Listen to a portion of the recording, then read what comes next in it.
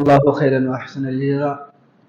حاضرین مجلس، قبل اس کے کہ میں اپنے سیکنڈ لاسٹ یعنی آخری سے پہلے والے خطیب کو دعوت دوں، میری آپ سے گزارش ہے کہ آپ تھوڑا آگے آ جائیں، اور جو حضرات وضو خانے میں بیٹھے ہیں یا روڈ پر ہوں وہ مسجد کے اندر آ جائیں، اور آنا جانا لگا رہتا ہے، خطیبوں کو یقیناً ڈسٹرب ہوتا ہے، لہٰذا یہ بد نظمی نہ ہو تو زیادہ بہتر ہے۔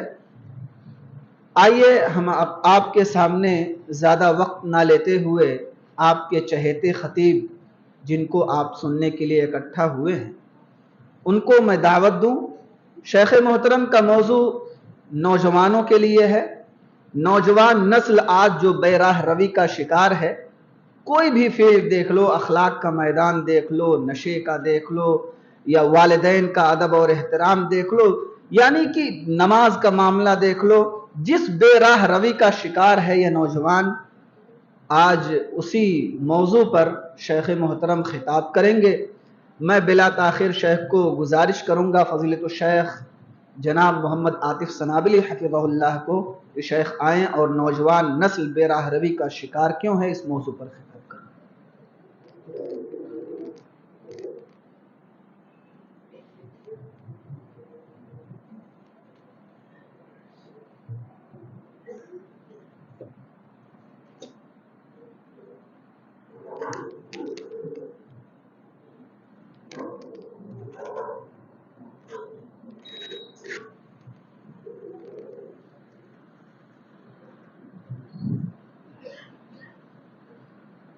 السلام علیکم ورحمۃ اللہ وبرکاتہ۔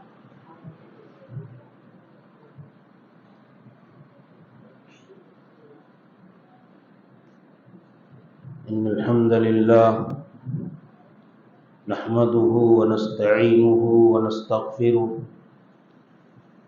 ونعوذ باللہ من شرور انفسنا ومن سیئات اعمالنا، من يهده الله فلا مضل له ومن يضلل فلا هادي له، وأشهد أن لا إله إلا الله وحده لا شريك له، وأشهد أن محمدا عبده ورسوله۔ يا أيها الذين آمنوا اتقوا الله حق تقاته ولا تموتن إلا وأنتم مسلمون۔ يا أيها الناس اتقوا ربكم الذي خلقكم من نفس واحدة وخلق منها زوجها وبث منهما رجالا كثيرا ونساء، واتقوا الله الذي تساءلون به والأرحام إن الله كان عليكم رقيبا۔ يا أيها الذين آمنوا اتقوا الله وقولوا قولا سديدا يصلح لكم أعمالكم ويغفر لكم ذنوبكم، ومن يطع الله ورسوله فقد فاز فوزا عظيما۔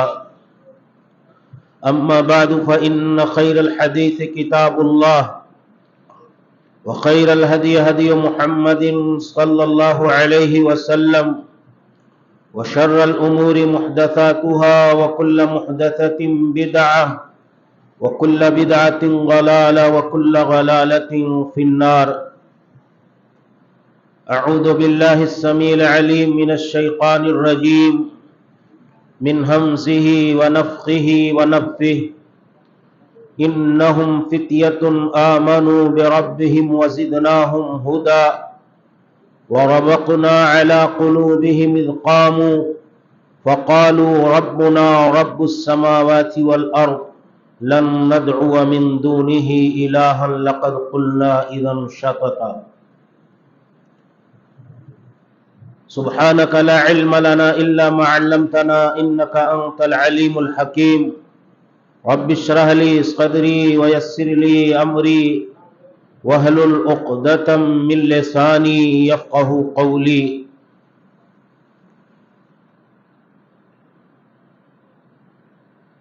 قابل احترام معزز علماء کرام،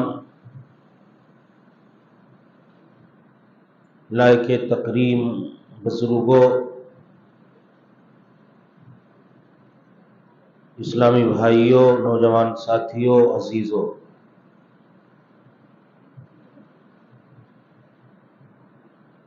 اللہ کے فضل و احسان سے، اس کی توفیق سے ہم اور آپ اس دینی، تربیتی اور روحانی اجتماع کے اندر کتاب اللہ اور سنت رسول اللہ سے متعلق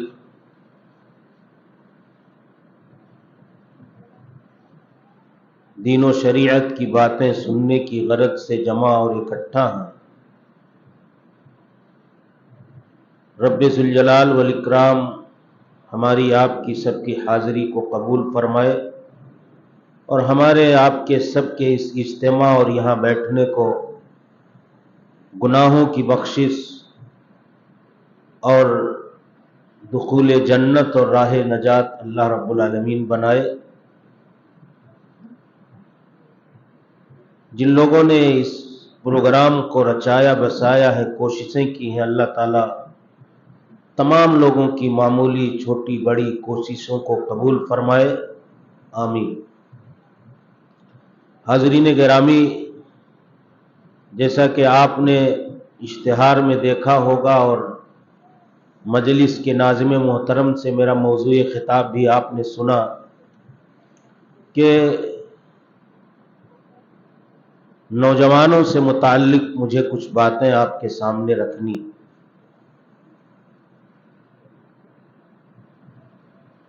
دینی بھائیوں، بزرگوں، نوجوان ساتھیوں،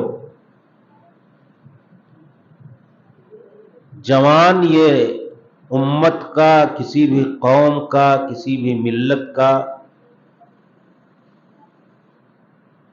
سب سے بیش قیمتی اور سب سے اہم ترین سرمایہ اور اثاثہ،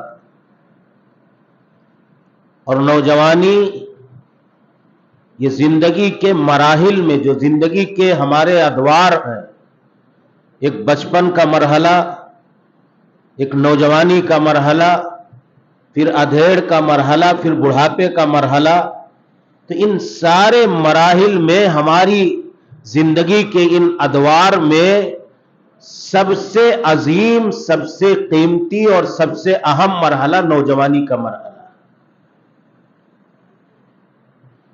یہ وہ مرحلہ ہے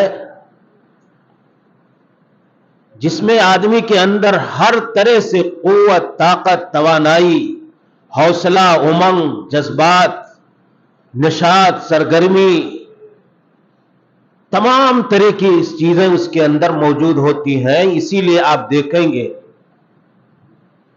کہ دنیا کی تاریخ میں کوئی بھی انقلاب، چاہے وہ تعمیری انقلاب رہا ہو، مثبت انقلاب رہا ہو، مناسب انقلاب رہا ہو، انسانیت اور سماج اور قوم اور ملک و ملت کے حوالے سے مفید انقلاب رہا ہو، یا اسی طریقے سے تخریبی، فساد کا، بگاڑ کا، پستی کا، سماج میں عدم توازن کا، یہ سارا انقلاب پوری انسانی تاریخ میں آپ غور کریں گے تو وہ نوجوانوں کے مرہون منت ہے، انہی کی بنیاد پر ہے۔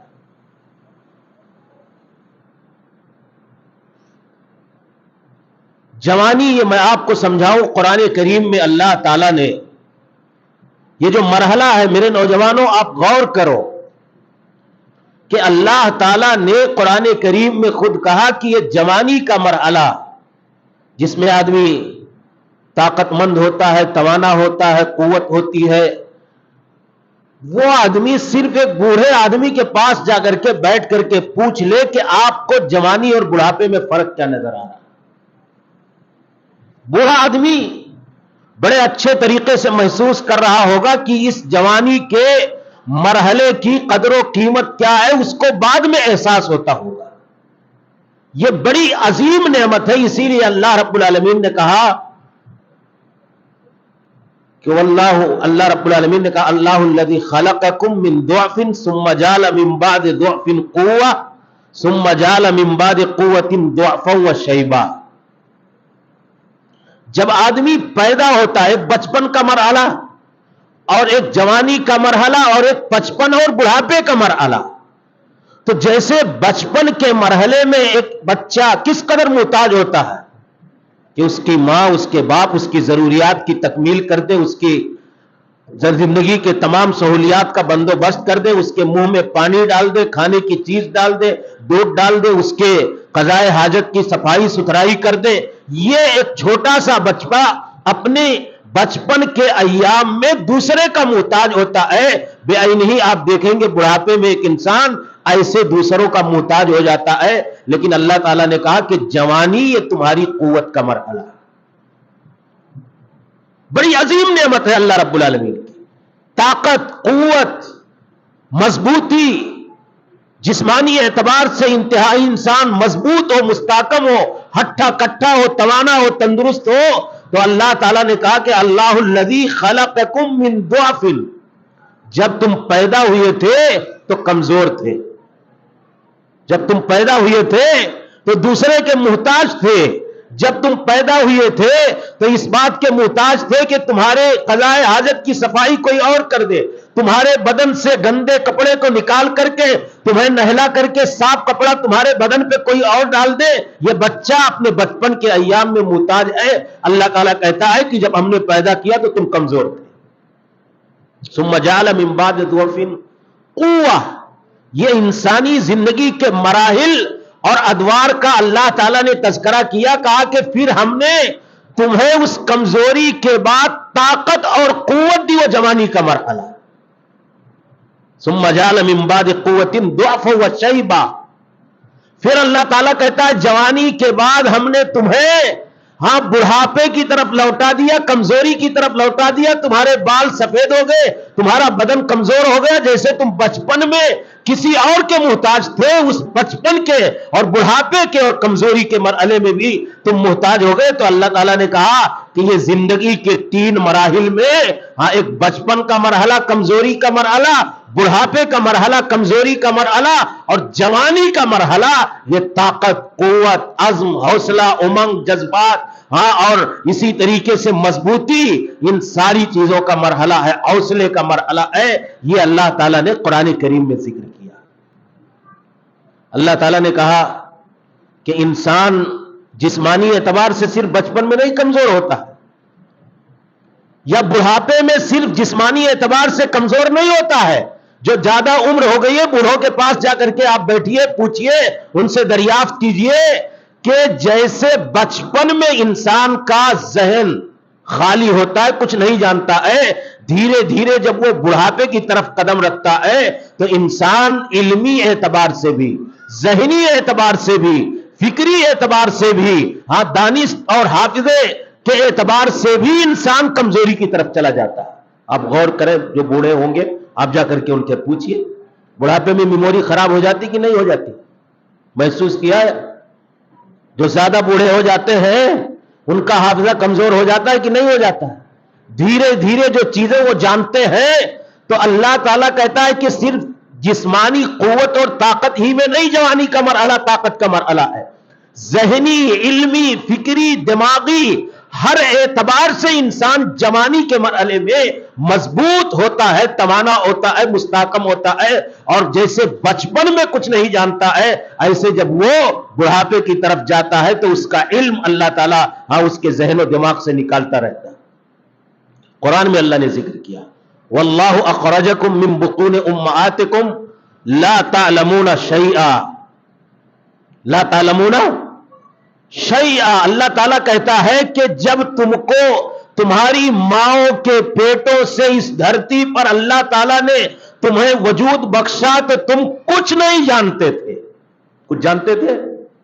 اللہ کون، رسول کون، یہ ہمارے امی ہے، امی ہماری، ہمارے ابو ہے، کیا ہے؟ تو اللہ تعالیٰ نے کہا لا تعلمون شیئا،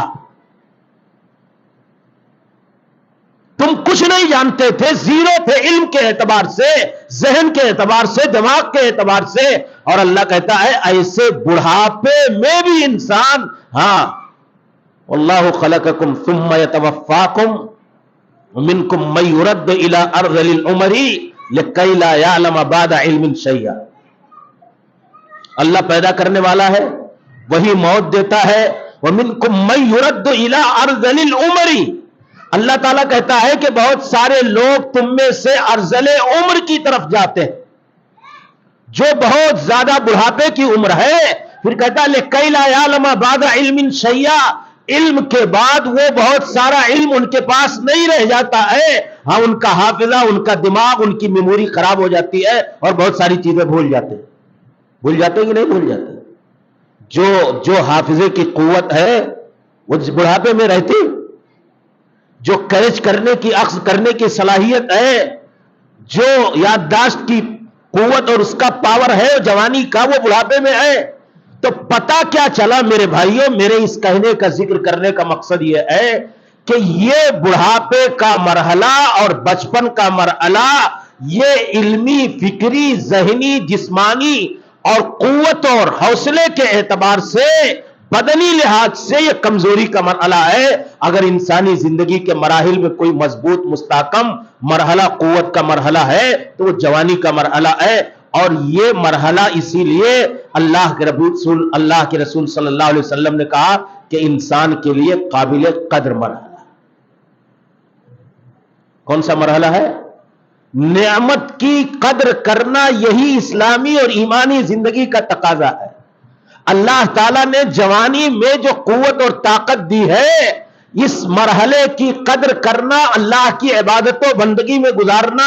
اسی لیے پیارے رسول صلی اللہ علیہ وسلم کے پاس صحابی آئے اور کہا کہ اللہ کے نبی نصیحت کر دیجئے. تو آپ نے کیا کہا؟ کہ اغتنم خمسا قبل خمس، شبابک قبل حرمک، وصحتک قبل سقمک، وغناک قبل فقرک، وحیاتک قبل موتک. اللہ کے رسول صلی اللہ علیہ وسلم نے 5 چیزوں کا ذکر کیا. کہا کہ تم 5 چیزوں کو 5 چیزوں سے پہلے غنیمت سمجھو. تو اس میں جو قابل ذکر نکتہ ہے میرے نوجوانوں، میں وہ سمجھانا چاہتا ہوں آپ کو کہ اللہ کے رسول صلی اللہ علیہ وسلم، غنیمت سمجھنے کا کیا معنی؟ غنیمت سمجھنے کا کیا معنی؟ صحیح سے اللہ کی بندگی، اللہ کی خوشنودی، اللہ کی عبادت، اللہ کی ریاضت، اللہ کی مرضی کے کاموں میں اور اللہ کے دین کی کامیابی اور اس کی سربلندی کے کاموں میں گزارو. یہ اللہ کے رسول صلی اللہ علیہ وسلم کا مقصد. حیات کا قبل موتک، اپنی زندگی کو اپنی موت سے پہلے تم غنیمت سمجھو. اب کیا اس زندگی میں جوانی داخل ہے کہ نہیں داخل ہے؟ زندگی میں جوانی بھی ہے نا. کسی کی زندگی کی بات کی جائے تو بچپن سے لے کر کے وفات تک کا سارا مرحلہ اس کے اندر آ جاتا ہے. پیارے رسول صلی اللہ علیہ وسلم نے اتنی بات کہہ دی تھی، کافی تھا. لیکن اللہ کے رسول صلی اللہ علیہ وسلم نے آگے کہا شبابک قبل حرمک. اے انسان، اپنی جوانی کو اپنے بڑھاپے سے پہلے غنیمت سمجھ. یہ پیارے رسول صلی اللہ علیہ وسلم نے اسی لیے نصیحت کے بڑے امت کے ہمدرد تھے.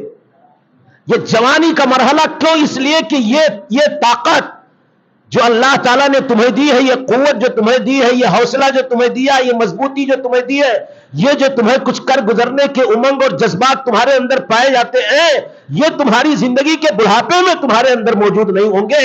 اس لیے اس کی قدر کرو. یہ پیارے رسول صلی اللہ علیہ وسلم نے جوانی کے مرحلے کی اہمیت کی نشاندہی فرمائی.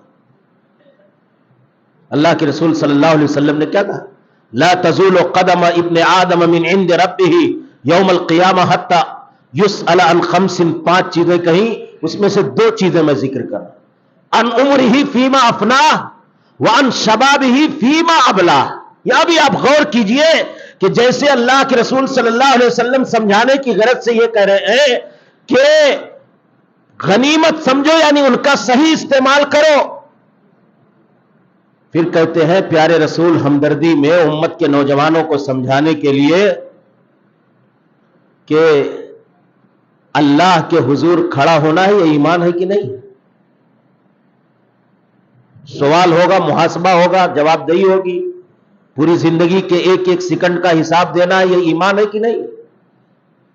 اللہ کے رسول صلی اللہ علیہ وسلم پیارے نبی بیان کرتے کہ جب تک 5 چیزوں سے متعلق بندہ ان سارے سوالوں کا جواب نہیں دے دیتا، اس کے قدم رب کے حضور سے ڈگمگا نہیں سکتے، ہل نہیں سکتے.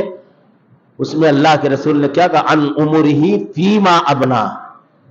پوری عمر، پوری زندگی، پورے زندگی کے تمام ادوار اور ماہوں، سال اور دن سے متعلق ایک ایک منٹ کا حساب دینا ہے. کہاں گزارا، کہاں کپایا، کہاں لگایا، کیسے گزارا، کیا کیا. ایک پوری زندگی کا یہ اللہ کی نعمت جو ہے زندگی کی شکل میں، آیات مستعار کی شکل میں، اللہ کے رسول نے جب یہ کہہ دیا کہ عمر سے متعلق سوال ہوگا، کافی تھا. عمر میں جوانی داخل ہے کہ نہیں داخل؟ داخل ہے نا. پھر الگ سے یہ کہنے کی کیا ضرورت تھی؟ اور کہتے ہیں کہ اللہ کے یہاں پوری عمر سے متعلق تو سوال ہونے والا ہے ہی ہے، اسپیشلی نوجوانوں سے جوانی سے متعلق سوال کیا جائے گا کہ جوانی میں دوڑنے کی طاقت دی تھی ہم نے تم کو، مضبوطی دیا تھا ہم نے تم کو، جسمانی، عقلی، فکری، ذہنی طور پر ہم نے تم کو توانا، تندرست، مستحکم، ہٹا کٹا بنایا تھا تم کو. کیا کیا اس جوانی کے مرحلے میں؟ پوری زندگی کا تو حساب دینا ہی ہے. اسپیشلی اللہ کے رسول کہتے ہیں ان شبابہ فیما ابلاہ، بندے سے اس کی جوانی کے متعلق الگ سے سوال ہوگا کہ یہ اسپیشل زندگی کا مرحلہ تم نے کہاں گنوایا. میرے بھائیوں، بلا شبہ یہ جوانی کا مرحلہ انسان کے گمراہ ہونے کا، بھٹکنے کا، راہ راست سے، صراط مستقیم سے راہ ضلالت اور راہ گمراہی پر جانے کا مرحلہ ہوتا ہے، اور یہ انسان کی زندگی کا بڑا نازک ترین مرحلہ ہوتا ہے.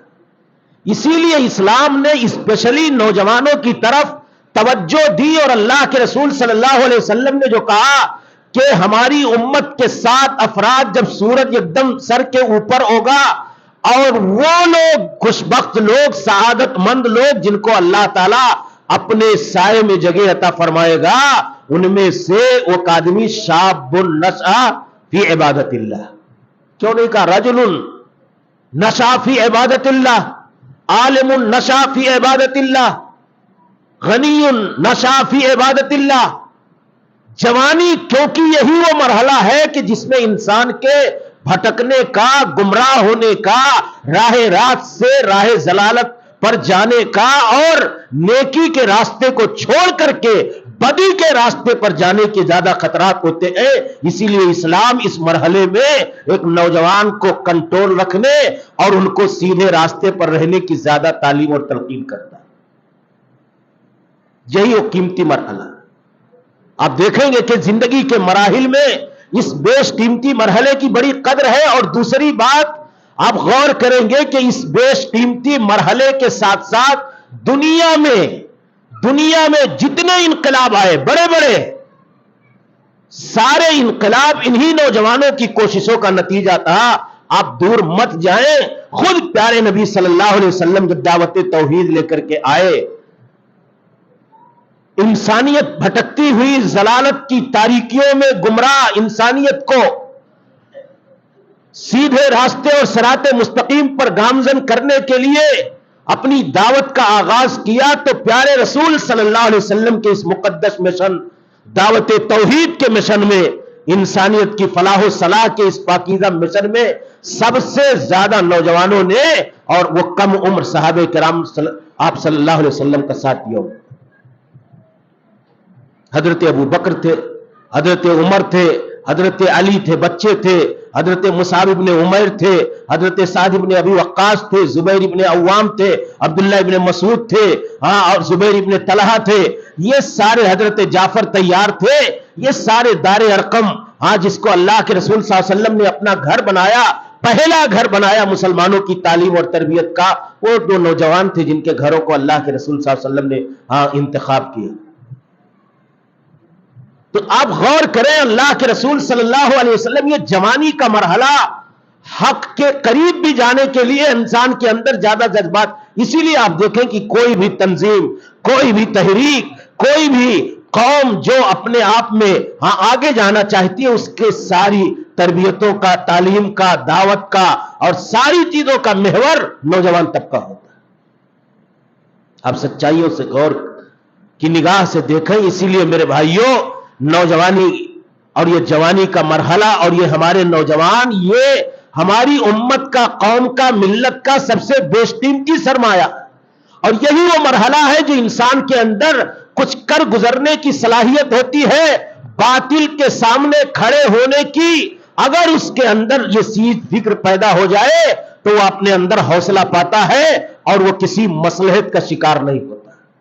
اور جب عمر زیادہ ہو جاتی ہے تو مصلحت آمیزی آ جاتی ہے انسان کے اندر، اور وہ حق اور باطل میں مصلحتوں کا شکار ہو کر کے بسا اوقات باطل کے ساتھ چپکے اور خاموشی کے ساتھ سوار ہو جاتا ہے۔ یہ سچائیاں اور حقیقتیں ہیں۔ پیارے رسول صلی اللہ علیہ وسلم کا ساتھ دینے والے ابتدائی دور میں نوجوان صحابہ کرام تھے۔ حضرت موسیٰ علیہ السلام جب دعوت لے کر کے آئے، فرعون کتنا بڑا ظالم، جابر، سرکش، خدائی کا، الوہیت کا، ربوبیت کا دعویٰ کرنے والا سرکش انسان، بڑا پاورفل اور طاقتور انسان، موسیٰ علیہ السلام کی دعوت پر لبیک کہنے کے لیے کوئی تیار نہیں ہے۔ اللہ تعالیٰ نے کہا فما آمن لموسیٰ الا ذریۃ من قومہ علی خوف من فرعون وملئہم، کہا کہ فرعون کے خوف و دہشت اور اس کے لشکروں کے ڈر کے باوجود موسیٰ علیہ السلام پر جو ایمان لائے، ان کی دعوت پر ایمان لائے، موسیٰ علیہ السلام کی لائی ہوئی دعوت توحید کا اعلان اور اقرار کیا، وہ چند لوگ تھے، ذریہ، ایک چھوٹی سی جماعت تھی۔ حاج ابن کثیر رحمت اللہ علیہ نے لکھا کہ ذریۃ من قومہ، یہ سارے کے سارے نوجوان تھے جنہوں نے موسیٰ علیہ السلام کی دعوت کو قبول کیا تھا۔ جوانی کے مرحلے میں ان کے اندر یہ حوصلہ پیدا ہوا کہ فرعون کے سامنے کھڑے ہو جائیں، بوڑھے نہیں آئے۔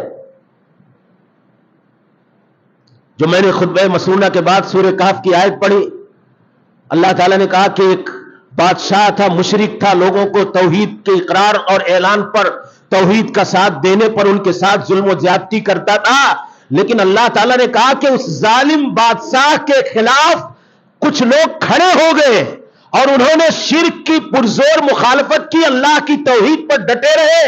اللہ نے ان کی مثال قرآن کریم میں سورہ کہف میں دیا اور کہا کہ سچا واقعہ، حقیقت پر مبنی واقعہ حق کے ساتھ میں تمہارے سامنے بیان کر رہا ہوں، نحن نقص علیک نبأہم بالحق۔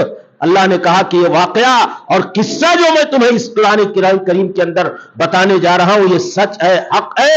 انہم فتیۃ آمنوا بربہم وزدناہم ہدی، کہا کہ اس ظالم بادشاہ کے ظلم و جبر کے مقابل میں توحید کے اقرار و اعتراف پر تمام طرح کی آزمائشوں اور اذیتوں کے باوجود انہوں نے کہا کہ انہم فتیۃ آمنوا بربہم، وہ اپنے رب پر ایمان لے آئے۔ اللہ نے کہا وزدناہم ہدی، ہم نے ان کی ہدایت میں اضافہ کر دیا۔ وربطنا علی قلوبہم، ان کے عزم، ان کے حوصلے، ان کی استقامت اور ان کے جذبات کی قدر میں اللہ تعالیٰ نے کہا کہ ہم نے ان کے دلوں کو اور مضبوط کر دیا۔ وربطنا علی قلوبہم، بہت مضبوطی دے دی ان کے دلوں کو، حوصلہ دے دیا۔ اللہ تعالیٰ مدد کرتا اپنے ایسے بندوں کی۔ اللہ نے کہا ہم نے ان کے دلوں میں وہ امنگ اور جذبات پیدا کر دیے، کھڑے ہو گئے بادشاہ کے سامنے۔ قالوا ربنا اللہ، ربنا اللہ، ہمارا رب، رب السماوات والارض، ہمارا رب وہ رب ہے، ہمارا رب وہ اللہ ہے جو زمین و آسمان کا رب ہے۔ تمہارے بنائے گئے معبودان باطلہ کا ہم اقرار نہیں کر سکتے۔ یہ جوان تھے۔ جوانی کا مرحلہ سچائی کے ساتھ کھڑے ہونے کا مرحلہ ہوتا ہے، اور اگر آدمی بھٹک جائے، گمراہ ہو جائے، صراط مستقیم سے دوری اختیار کر لے تو اسی طریقے سے وہ باطل کا بھی اسی جذبات کے ساتھ معاون اور مددگار ہو جاتا ہے، اور باطل کے مشن کا بھی ساتھی اور رفیق بن جاتا ہے۔ اس لیے میرے بھائیوں یہ بہت نازک بھی ہے اور بہت قابل قدر بھی مرحلہ ہے۔ تو میں یہ عرض کر رہا تھا کہ جوانی کے مرحلے میں ہی یہ سارے انقلابات آئے، اور تاریخ میں بڑے بڑے انقلابات جو آئے یہ جوانوں کے مرہون منت ہے۔ آپ دیکھو حضرت موسیٰ کی دعوت پر اعلان کرنے والے فرعون کے سامنے جوان تھے، حضرت ابراہیم خلیل اللہ۔ حضرت ابراہیم خلیل اللہ جب توحید کی دعوت لے کر کے آئے، نمرود کتنا بڑا پاورفل آدمی تھا۔ کہتے ہیں جن 4 لوگوں نے پوری معلوم دنیا پر حکمرانی کی ان میں ایک نمرود ہے، 2 مسلمان اور 2 کافر، کافروں میں بخت نصر اور یہ نمرود اور مسلمانوں میں حضرت سلیمان علیہ السلام اور ذوالقرنین، پوری معلوم دنیا کا بادشاہ، اس کے سامنے اللہ کی توحید لے کر کے جانا اور اللہ کی توحید کا پیغام پہنچانا، اس کی آبادی اور اس کی سلطنت اور حکومت میں جو اپنے آپ کو خدا، اپنے آپ کو معبود، اپنے آپ کو سب کچھ سمجھتا ہو، ہاں اس کے سامنے اللہ رب العالمین کی وحدانیت کا پیغام عام کرنا کتنا بڑا چیلنج تھا۔ ابراہیم خلیل اللہ نے ایک طریقہ اپنایا، گئے سارے معبودوں کو ہتھوڑا لے کر کے توڑ کر کے بالکل ملیا میٹ کر کے بڑا ہتھوڑا لے جا کر کے بڑے معبود کے گردن میں کلہاڑی لٹکا دی۔ صبح ہوا، ارے یہ ہمارے مورتیوں کا، ہمارے معبودوں کا، ہمارے ان سارے مجسموں کا حال یہ کس نے کر ڈالا؟ قرآن نے کیا کہا؟ قرآن نے کیا کہا؟ قالوا سمعنا فتى یذکرہم یقال لہ ابراہیم۔ قرآن کریم کہتا ہے کہ وہ ابراہیم خلیل اللہ کی جوانی کی عمر کا مرحلہ تھا۔ قرآن کہتا ہے کہ اس بستی کے لوگوں نے کہا قالوا سمعنا فتى، ہم نے سنا ہے کہ ایک نوجوان ہے جس کا نام ابراہیم ہے، یہ سارا کام اور کانڈ اسی نے کیا ہوا ہے۔ یہ ابراہیم خلیل اللہ نے اس نمرود کی دارالسلطنت میں اور اس کے اقتدار اور اس کی حکومت میں یہ جرات اور حوصلہ جوانی کے مرحلے میں کیا۔ بیٹا اسماعیل ذبیح اللہ، میرے نوجوان ساتھیوں غور کرو، ابھی جوانی کی دہلیز پر قدم رکھ رہا ہے، اللہ نے اکلوتا فرزند دعاؤں کے نتیجے میں دیا ہوا ہے۔ اللہ کا آرڈر آیا کہ بیٹے، ہاں تم ابراہیم اپنے بیٹے کو راہ خدا میں اللہ کی خوشنودی کی خاطر ذبح کرتے ہو یا نہیں؟ ابراہیم کو آزمانے کے لیے اللہ نے کہا کہ تم ابراہیم اپنے بیٹے کو ذبح کر دو۔ ابراہیم خلیل اللہ بیٹے اسماعیل ذبیح اللہ کے پاس پہنچے اور کہا یا بنی انی ارى فی المنام انی اذبحک فانظر ماذا ترى قال یا ابت افعل ما تؤمر ستجدنی ان شاء اللہ من الصابرین۔ باپ آیا بیٹے سے بولا کہ بیٹا میں نے خواب میں دیکھا ہے کہ میں تمہیں راہ خدا میں ذبح کر رہا ہوں اللہ کی خوشنودی کے لیے۔ کیا اللہ نے کیا ذکر کیا؟ فلما بلغ معه السعی، فلما بلغ معه السعی، ابھی دوڑنے کی عمر کو پہنچ رہا ہے، جوانی کی دہلیز پر قدم رکھنے والا بچہ، باپ آ کر کے اس بیٹے سے کہتا ہے میں نے خواب میں دیکھا ہے۔ نبی کے اس بیٹے نے اپنے باپ سے یہ نہیں پوچھا کہ ابو جان میں آپ کے بڑھاپے میں آپ کا سہارا بننے والا، آپ کی کمزوری میں آپ کی لاٹھی بننے والا، رو رو کر دعاؤں میں آپ نے اللہ سے ہمیں مانگا ہے اور آپ خواب کی بنیاد پر مجھے اللہ کے راستے میں ذبح کر دیں گے۔ بیٹے نے یہ سوال نہیں کیا۔ اسی کو علامہ اقبال نے کہا کہ یہ فیضان نظر تھا یا مکتب کی کرامت تھی، سکھائے کس نے اسماعیل کو آداب فرزندی؟ بیٹے نے سوال نہیں کیا، کہا ابو جان یا ابت افعل، اے پیارے ابو جان کر ڈالیے جو اللہ کا حکم اور آرڈر آیا ہے انشاءاللہ۔ قرآن کی تعبیر کو دیکھو، قرآن کریم کی آیات پر مجھے اس کے تفصیل سے جانے کی ضرورت نہیں ہے۔ انشاءاللہ من الصابرین، اگر اللہ نے چاہا تو آپ مجھے صبر کرنے والوں میں سے پاؤ گے۔ یہ جوان تھے، حضرت یوسف علیہ السلام جوان تھے۔ غلقت الابواب وقال حیت لک، آؤ بدکاری کر لو۔ جوانی میرے نوجوانوں، بے داغ جوانی، عزیز مصر کی بیوی ہے، حسین جمیل بن ٹھن سمر کر کے جوانی کے مرحلے میں سارے اسباب جو زناکاری اور بدکاری کے، آج کا نوجوان تو ڈھونڈ کر کے جاتا ہے نا، تلاش کر کے جاتا ہے نا، اپنا پیسہ خرچ کر کے جاتا ہے نا، وہاں کی طاقت قوت ساری چیزوں نے یوسف کے لیے استعمال کیا اس نے، اور سارے دروازے بند کروا دیے اور کہا کہ اب تم کو میرے ساتھ بدکاری کرنا ہے۔ کہا معاذ اللہ، اللہ کی پناہ، انہ ربی احسن مثوایا، میرا رب میرے لیے سب سے بہترین پناہ گاہ ہے، میں اس طرح کے جرائم اور گناہ کا ارتکاب نہیں کر سکتا۔ ساری اذیتیں، سارے مسائل یہ جوان تھے۔ قرآن نے کیوں ذکر کیا؟ تاریخ بن گئے اسلامی، انسانیت کے لیے، آنے والی نسلوں کے لیے۔ تو میرے نوجوانوں قرآن کریم کو پڑھو۔ میرا یہ کہنے کا مطلب تھا کہ یہ جوانی کا مرحلہ انسانی زندگی کا بہت بیش قیمتی مرحلہ ہے، اور قدر کریں، ہم اللہ کی عبادت میں گزاریں، بندگی میں گزاریں، اور یہ جوانی، یہ ہمارے جو نوجوان ہیں ان کی قدر کرنا ہمارے بزرگوں کا کام۔ یہ امت کا ان کی تربیت کی جائے، ان کی رہنمائی کی جائے، ان کی سرپرستی کی جائے، ان کے ذہن و دماغ کو صحیح رخ دیا جائے، انہیں سماج اور معاشرے سے جوڑ کر کے رکھا جائے۔ اور ہمارے نوجوانوں کی ذمہ داری ہے کہ اپنے بڑوں کے ساتھ، اپنے اکابر کے ساتھ، اپنے علماء کے ساتھ، اپنے سماج اور معاشرے کے ذمہ داران کے ساتھ جب یہ دونوں کمبائن ہوگا، مجھے کہنے دیجئے، میں بڑی جسارت کے ساتھ، ہمت کے ساتھ یہ بات کہنے پہ مجبور ہو رہا ہوں اور کہہ رہا ہوں کہ آج ہمارے نوجوانوں کے بگاڑ میں اور ان کی بے راہ روی میں ہمارے بزرگوں کا بھی بہت بڑا کردار ہے، کسی بھی طبقے میں ہو۔ جس حیثیت کے ساتھ آپ اسلاف کی زندگیوں کو پڑھیں، اپنی مجلسوں میں عمر ابن خطاب جیسے بڑے بڑے جلیل القدر امیر المومنین اپنے بچوں کو محض اس لیے بٹھایا کرتے تھے کہ یہ آ کر کے ہمارے طریقہ کار طرز عمل کو دیکھیں، اور جب ان کو جوڑا جائے گا، انہیں حوصلہ دیا جائے گا اور انہیں اپنے سماج اور معاشرے کا حصہ سمجھا جائے گا، تب جا کر کے یہ ہمارے مستقبل کے معیار بنیں گے۔ آپ نے تو انہیں آزاد چھوڑ دیا۔ کوئی عالم دین ہے، ہمارے اکابر ان کو نظر انداز کرے تو وہ اپنے رخ سے، اپنی صلاحیت سے، کوئی نوجوان ہے سماج کا دیندارانہ مزاج رکھتا ہے، آپ اسے اس کے جذبات کی قدر کرتے ہوئے حوصلہ دیجئے، آپ اس کی صلاحیتوں کا صحیح استعمال کیجئے۔ نوجوان کی ذمہ داری یہ ہے کہ اسے صحیح رخ دیا جائے اور وہ اپنے اکابرین، اپنے سماج کے ذمہ داران کی قدر کرتے ہوئے تکریم کے ساتھ ان کے اپنے تمام جذبات اور ان کے مشوروں کو، ان کی سرپرستی اور رہنمائی کو قبول کریں۔ لیکن یہ ہمارے نوجوانوں، اب ان کو جب ضرورت نہیں محسوس ہوتی ہے کہ ہم بھی سماج کا حصہ ہیں، ہم بھی سماج کی ضرورت ہے، ہمیں بھی سماج کسی نظریے سے دیکھ رہا ہے، تو انہوں نے اپنا قیمتی وقت لایانی بے مقصد اور دوسری چیزوں کے لیے موڑ دیا۔ بڑی زبردستی کے بعد کسی نوجوان کو کہیں کوئی گنجائش بن پاتی ہے۔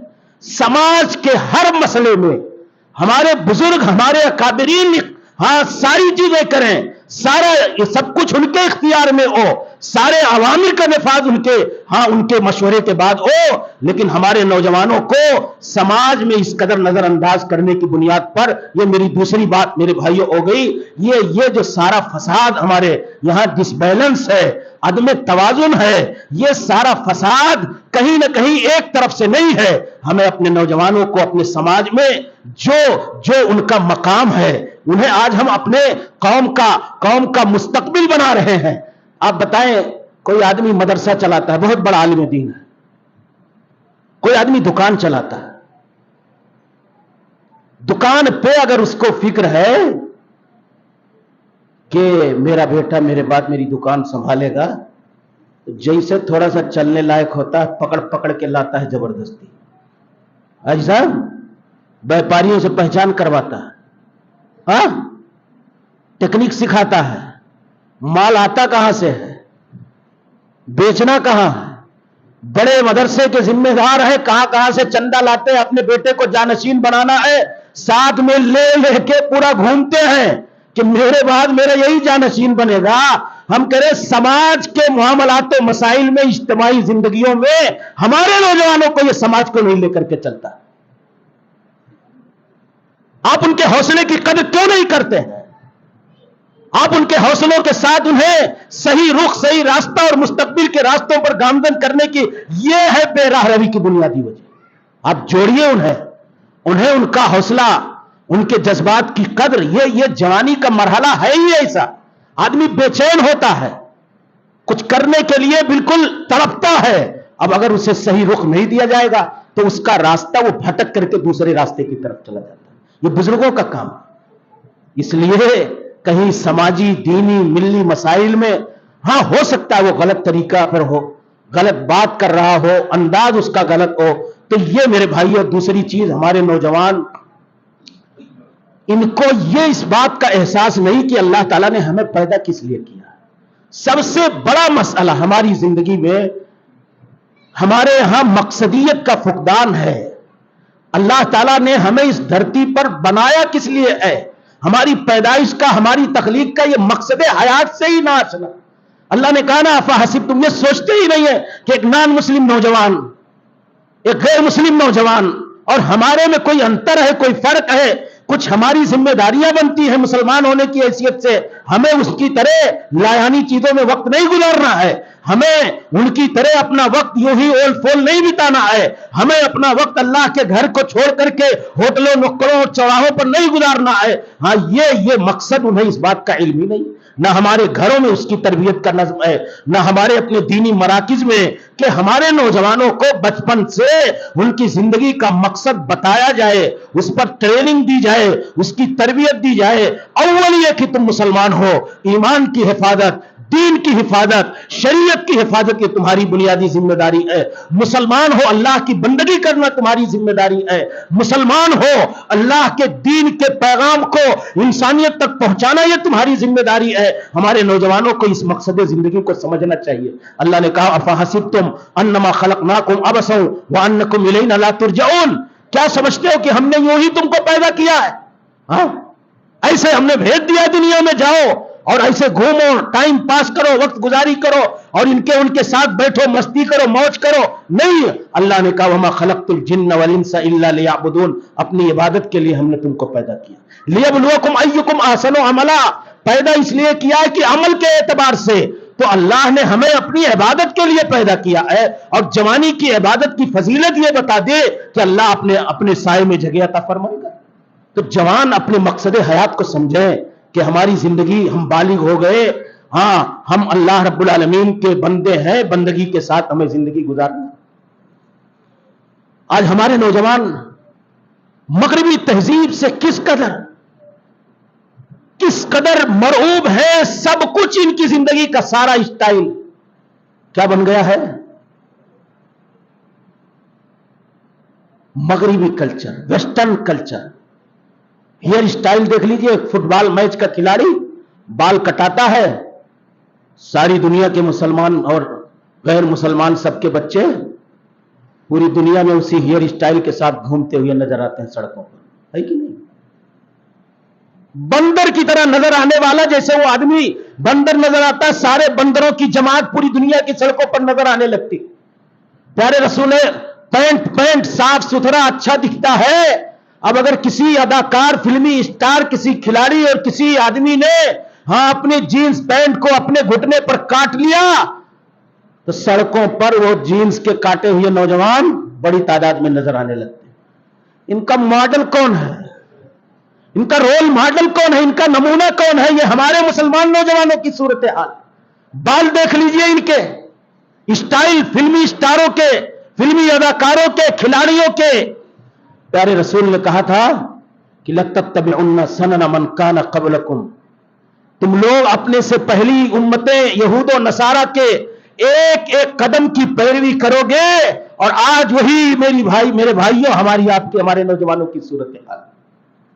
تقلید کے یورپ پہ رضامند ہوا تو، تقلید پہ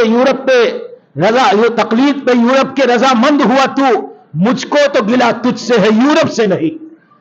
علامہ اقبال نے کہا تھا کہ یہ حالات ان کے ہو گئے کہ اس قدر بگڑ جائیں گے، ان کی صورت، تیرے صوفے ہیں فرنگی، تیرے قالی ہیں ایرانی، تیرے صوفے ہیں فرنگی، تیرے قالی ہیں ایرانی، لہو مجھ کو رلاتی ہے جوانوں کی تن آسانی۔ یہ آج ان کا لباس، ان کا ہیئر اسٹائل، ان کا طرز زندگی، لائف اسٹائل آج وقت گزاری کا ایک بہت بڑا فیشن بن گیا ہے۔ نکڑوں پر بیٹھ کر کے، ڈھابوں پر بیٹھ کر کے، سڑکوں اور چوراہوں پر بیٹھ کر کے، مجلسیں لگا کر کے، یہ مسلمان نوجوانوں کا کام ہے، مسلم سماج کی صورتحال ہے۔ دن بھر کمایا، کہاں سے لایا، کانٹا مارا، کس کا جھول کیا، رات کو گاڑی VIP چالو کیا، اپنے دوست احباب کو لیا، چل دیا ہوٹلوں پر، ڈھابوں پر، اور پوری رات اس کے بعد صبح اٹھ کر کے 12-1 بجے تک اپنا مگن ہے نیند میں۔ یہ مسلم سوسائٹی اور نوجوانوں کی صورتحال ہے۔ یہ کیا دیں گے قوم کو؟ یہ کیا دیں گے سماج اور معاشرے کو؟ یہ کیا ملت؟ میرے بھائیوں، یہ مستقبل کے معمار ہیں، جماعت کا، ملت کا، قوم کا، مسلمانوں کا بڑا بیش قیمتی سرمایہ ہے۔ ان کی اہمیت کو سمجھیں اور ہمارے نوجوان اپنی اہمیت کو سمجھیں۔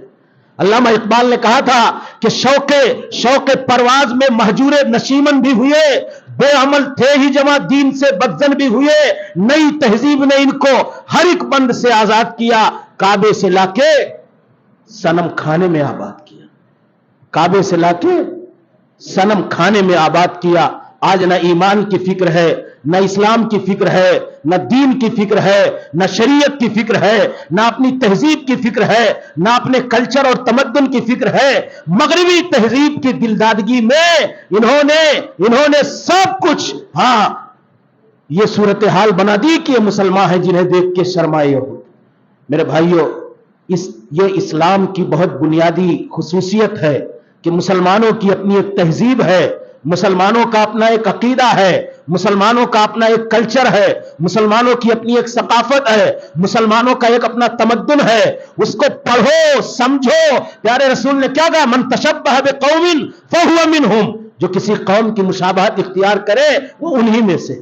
آج ہمارے نوجوان تو اس بات کے محتاج ہیں کہ ان کی خود اصلاح کی جائے، حالانکہ یہ اس بات کے ذمہ دار تھے کہ یہ سماج اور ملت کی اصلاح کریں، لیکن محتاج اصلاح ہو گئے، محتاج تربیت ہو گئے، محتاج رہنمائی ہو گئے، جو کہ ان کا کام تھا کہ دین کی سربلندی کے لیے، دین کی بالادستی کے لیے، توحید کی نشر و اشاعت کے لیے، اللہ کے دین کے فروغ کے لیے اور پیارے نبی کے مقدس مشن کو دنیا انسانیت کے گوشے گوشے میں پہنچانے کے لیے اپنی جوانی کے اس قیمتی مرحلے کا استعمال کرتے۔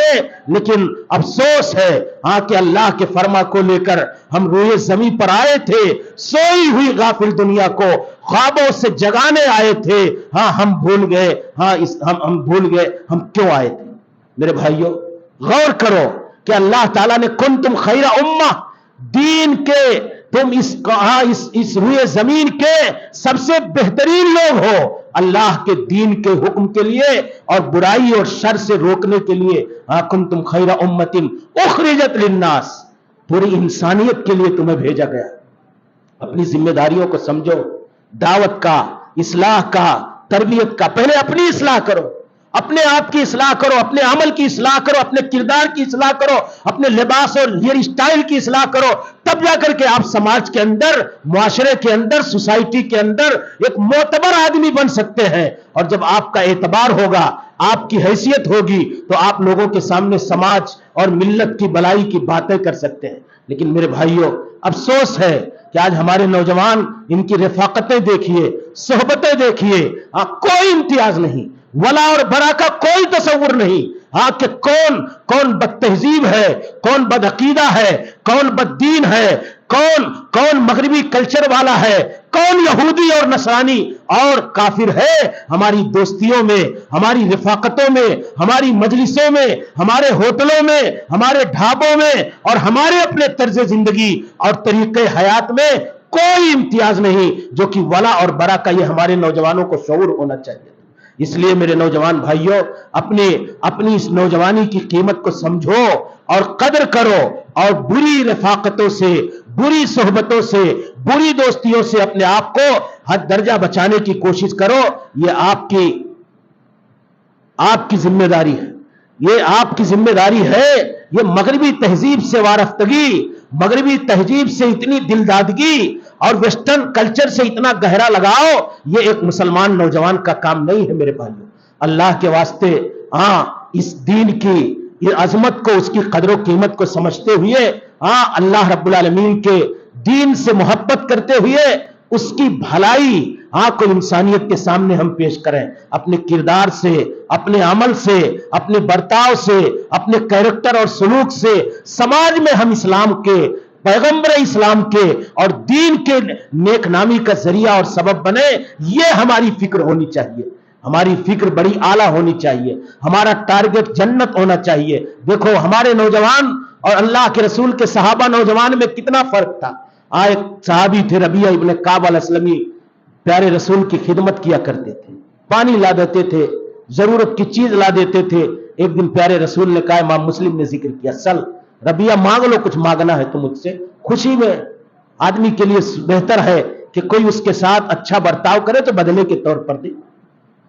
تو ربیعہ نے مانگا بھی تو کیا مانگا، آپ میرے بھائیوں غور کرو، اللہ کے رسول سے یہ نہیں کہا کہ دعا کر دیجئے کہ ہمارے لیے بنگلے کا انتظام ہو جائے، بہترین بیوی کا انتظام ہو جائے اور بہت بڑی سواری کا انتظام ہو جائے، نہیں کہا اللہ کے رسول اس دنیا میں تو دیکھ لیتا ہوں، ملاقات ہو جاتی ہے، اسألک مرافقتک فی الجنہ، جنت میں آپ کا درجہ بہت بلند ہوگا، جنت میں آپ کے ساتھ رہنا چاہتا ہوں۔ پیارے رسول صلی اللہ علیہ وسلم نے کہا کہ اے ربیہ میرے بس کی بات نہیں ہے میں جنت دے دوں، ہاں ایک عمل بتاتا ہوں،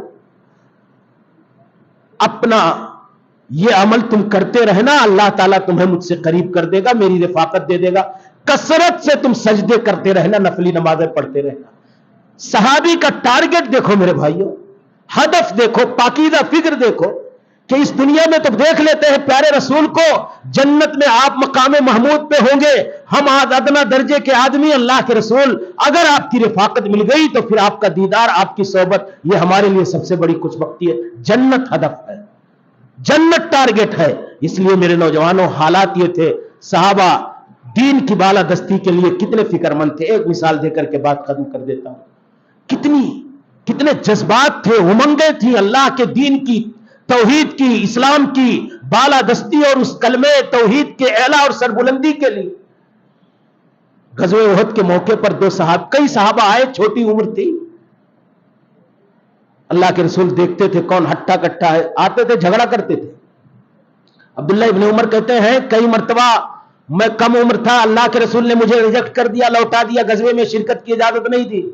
ایک غزوے میں کئی صحابہ آئے، اس میں رافع ابن خدیج تھے اور حضرت سمرہ ابن جندب تھے، دونوں صحابی تھے۔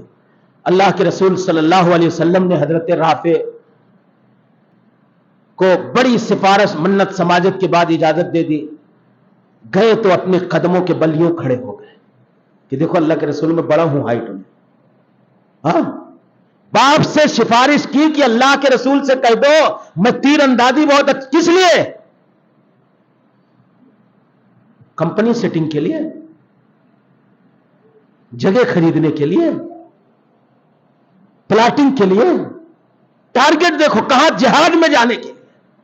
کہتے ہیں اللہ کے رسول مجھے اجازت دے دیجئے، اپنے باپ سے سفارش کروائی، کہا کہہ دیجئے میں تیر اندازی بہت اچھی کرتا ہوں، لڑائی بہت بڑھیا سے کروں گا مشرکین اور کفار سے، اور پنجوں کے بل یوں کھڑے ہوئے کہ پیارے رسول دیکھے کون ہے رافع، تو دیکھ لیں تھوڑا ہائٹ ہے، قد میں بڑا ہے تو اس کو اجازت دے دیں گے، دے دیا سفارش کی۔ سمرہ گھبرا گئے، آئے اپنے سوتیلے باپ تھے ان سے کہنے لگے ارے رافع کو اللہ کے نبی نے اجازت دے دی، مجھے کیوں نہیں اجازت دی، میں بھی جانا، کہا جہاد میں جامع شہادت نوش فرمانا ہے، کس لیے؟ اسلام کی سربلندی کے لیے۔ سمرہ آئے رونے لگے اپنے باپ سے، وہ بھی گئے، کہا اللہ کے رسول یہ رافع سے زیادہ حقدار ہے، اس سے زیادہ مضبوط ہے، اٹا کٹا ہے، یہ بھی تیر اندازی کرے گا۔ اللہ کے نبی نے کہا جاؤ تم دونوں مسابقہ کرو، دوڑ لگاؤ، اگر سمرہ تم رافع کو پچھاڑ لے گئے تو تم کو بھی اجازت دے دی، دوڑ لگائی اور سمرہ نے رافع کو پچھاڑ دیا، ان کو بھی اجازت دی۔ فکر کیا تھی؟ نماز کے لیے وقت نہیں، جمعہ میں خطبے کے لیے 10 منٹ کا وقت قربان کرنے کا وقت نہیں ہے۔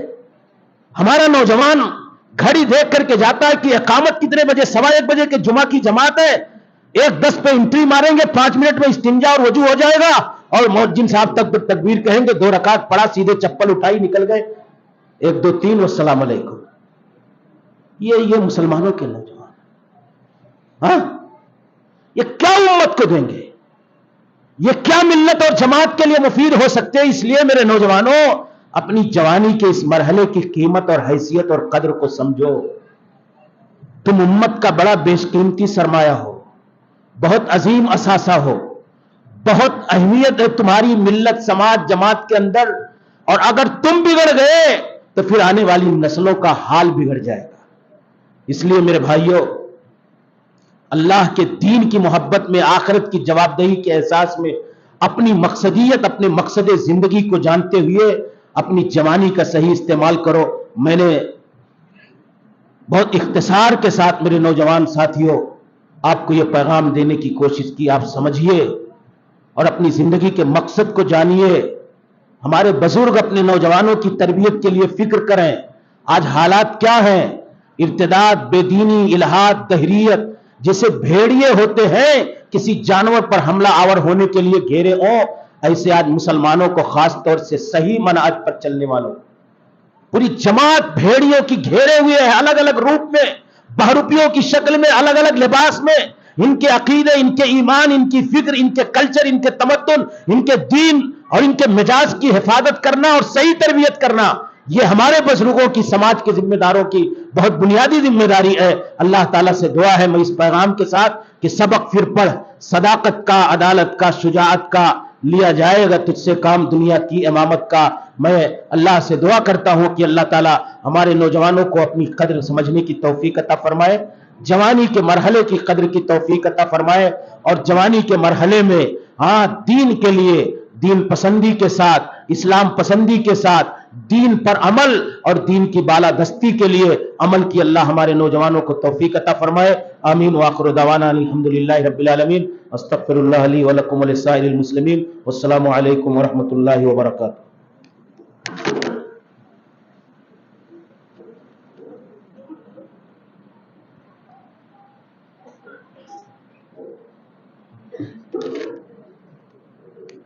وعلیکم السلام ورحمۃ اللہ وبرکاتہ۔ حاضرین مسجد، اب میں آپ کے سامنے بلا تاخیر چاہتا ہوں کہ آخری خطیب کو دعوت دوں۔ اس سے پہلے میں اعلان کرنا چاہتا ہوں کہ مسلسل مشغولیت کی وجہ سے فضیلت الشیخ محمد مصطفیٰ اجمل مدنی حفظہ اللہ کا پروگرام کہیں اور سیٹ ہو گیا اور انہوں نے دھیان نہیں دیا، اور پروگرام انجانے میں دوسری جگہ سیٹ ہونے کی وجہ سے وہ ممبئی نہیں ہے، وہ نہیں آ پائے ہیں۔ لیکن الحمدللہ بہتر اور بہت بہتر ہوا، اور ہم شکر گزار ہیں شیخ کے کہ الحمدللہ انہوں نے ہماری دعوت پر لبیک کہا، اور ہم نے کال کی، شیخ سے بات ہوئی اور الحمدللہ انہوں نے دعوت قبول کی۔ ہم شیخ کے شکر گزار ہیں کہ الحمدللہ انہوں نے ہمارے اس بات کو قبول کیا، اور آپ کے سامنے ہمارے آخری خطیب امیر ضلعی جمعیت اہل حدیث پال گھر کے آئے ہوئے ہیں، فضیلت الشیخ عبد الحکیم عبد المعبود مدنی حفظہ اللہ، استاد جامعہ رحمانیہ اکادمی ولی ممبئی۔ الحمدللہ آپ ان کو دیکھتے رہتے ہیں، مسلسل ہندوستان کے گوشے گوشے میں خطاب کے لیے جایا کرتے ہیں۔ بڑی غنیمت ہے کہ الحمدللہ وہ ہمارے درمیان موجود ہیں، آئے ہوئے ہیں۔ اب بلا تاخیر میں ان کو دعوت دینا چاہتا ہوں کہ شیخ آئیں، آپ ان کے خطاب کو سنیں، یقین جانیں بڑا علمی خطاب ہوا کرتا ہے شیخ کا۔ اب میں زیادہ وقت نہیں لوں گا، آپ کے بیچ شیخ اور آپ ہوں گے۔ جزاک اللہ خیر۔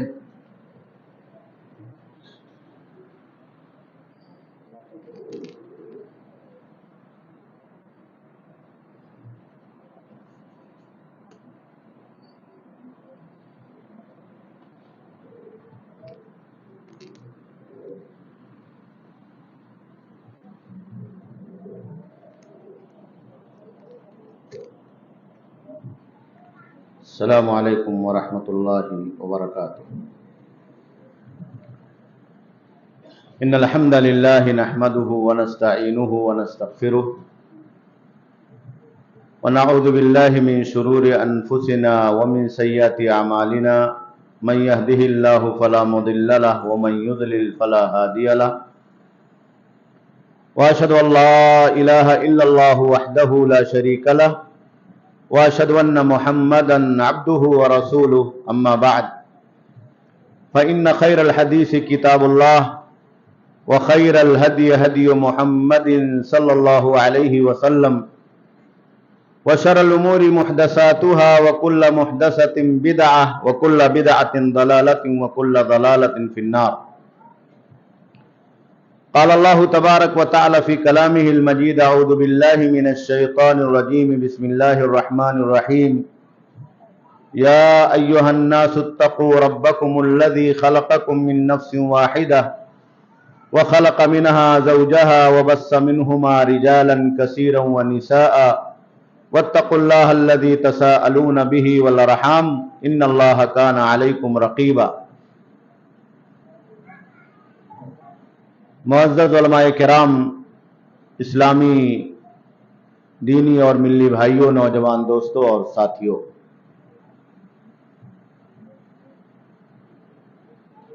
فاضل گرامی شیخ محمد عاطف سنابلی حفظہ اللہ کا نوجوانوں کے متعلق آپ ایک بہت ہی عمدہ اور پرمغز خطاب سماعت کر رہے تھے۔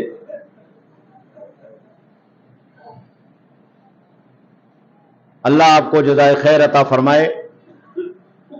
ہمیں اپنے مسائل کو اور اپنی ذمہ داریوں کو جاننا اور ان ذمہ داریوں کے تئیں احساس مند ہونا، اپنی صفوں میں بیداری پیدا کرنا، یہ آج کے کرنٹ پوزیشن میں ہمارے اور آپ کے لیے اور ہی ضروری ہو جاتا ہے۔ مشکل یہ ہے کہ ہم اور آپ تقریر اور تحریر کے میدان میں بھی ایک ایسے روٹین کو چوائس کرنے کے عادی بن چکے ہیں جہاں کچھ نغمہ سرائی ہو، جہاں کچھ لطیفے اور چٹکلے کی باتیں ہوں، اور جہاں کچھ ایسے ہی ٹائم پاس کرنے کی کچھ ایسی باتیں ہوں جن کا بسا اوقات کبھی دین اور شریعت سے تعلق بھی نہیں ہوتا۔ تو ہماری اور آپ کی عادتیں اور ہماری اور آپ کی سماعتیں بہت ہی غلط روٹ پر جا رہی۔ اسے صحیح راستے پر لانا، اپنے سماج کو صحیح راستے پر لانا، اپنے بچوں کو صحیح راستے پر لانا، اپنے فیملی ممبرز کو صحیح راستے پر لانا، اور خود اپنے آپ کو پوری ذمہ داری کے ساتھ اللہ رب العالمین کے دین پر استقامت کے ساتھ لگانا، یہ آج کے موجودہ معاشرے اور سماج کی سب سے بڑی ذمہ داری۔ مشکل یہ ہے کہ ہم ہمیشہ رونا روتے ہیں، شکوہ اور شکایت کرتے ہیں۔ کبھی ہم پڑوسی کی شکایت کرتے ہیں، کبھی ہم امام صاحب کی شکایت کرتے ہیں، کبھی ہم ایسے آدمی کی شکایت کرتے ہیں جو سماج میں زیادہ کمانے والا ہے، کبھی اس آدمی کو دیکھ کر کے بھی شکایت کرتے ہیں جو مزدوری کر رہا ہے، جو آدمی محنت سے گاڑی کمائی سے پیسے کما رہا ہے۔ ہمیں کسی بھی کروٹ کسی بھی آدمی کو دیکھ کر کے چین نصیب نہیں ہوتا۔ یہ بہت بڑی پریشانی کی بات۔ اچھا کر رہا ہے تو بھی برا ہے، برا کر رہا ہے تو بھی برا ہے، نہیں کر رہا ہے تو نہیں کر رہا ہے تو کیوں کر رہا ہے، ایسا کیوں کر رہا ہے، ویسا کیوں کر رہا ہے۔ یہ تمام چیزیں جو ہمارے اور آپ کے سماج میں آج چل رہی ہیں، یہ دراصل وہ دنیا دارانہ ذہنیت ہے جس نے ہمیں اور آپ کو آخرت سے کاٹ کر رکھ دیا۔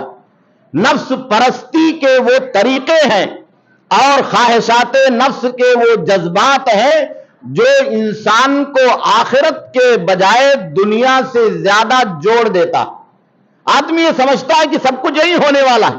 آپ دیکھیے، کوئی بھی آدمی کسی دوسرے آدمی سے آج خوش نہیں، اور دوسرے آدمی کو آپ چھوڑ دیجئے، گھر کے فیملی ممبران ہیں تو بڑا بھائی چھوٹے سے خوش نہیں، چھوٹا بڑے سے خوش نہیں ہے، بیٹا باپ سے خوش نہیں ہے، باپ بیٹے سے خوش نہیں ہے، شوہر بیوی سے راضی نہیں ہے، بیوی شوہر سے راضی نہیں ہے۔ ابھی اتنے مسائل ہمارے اور آپ کے سماج میں روزانہ پیدا ہو رہے ہیں۔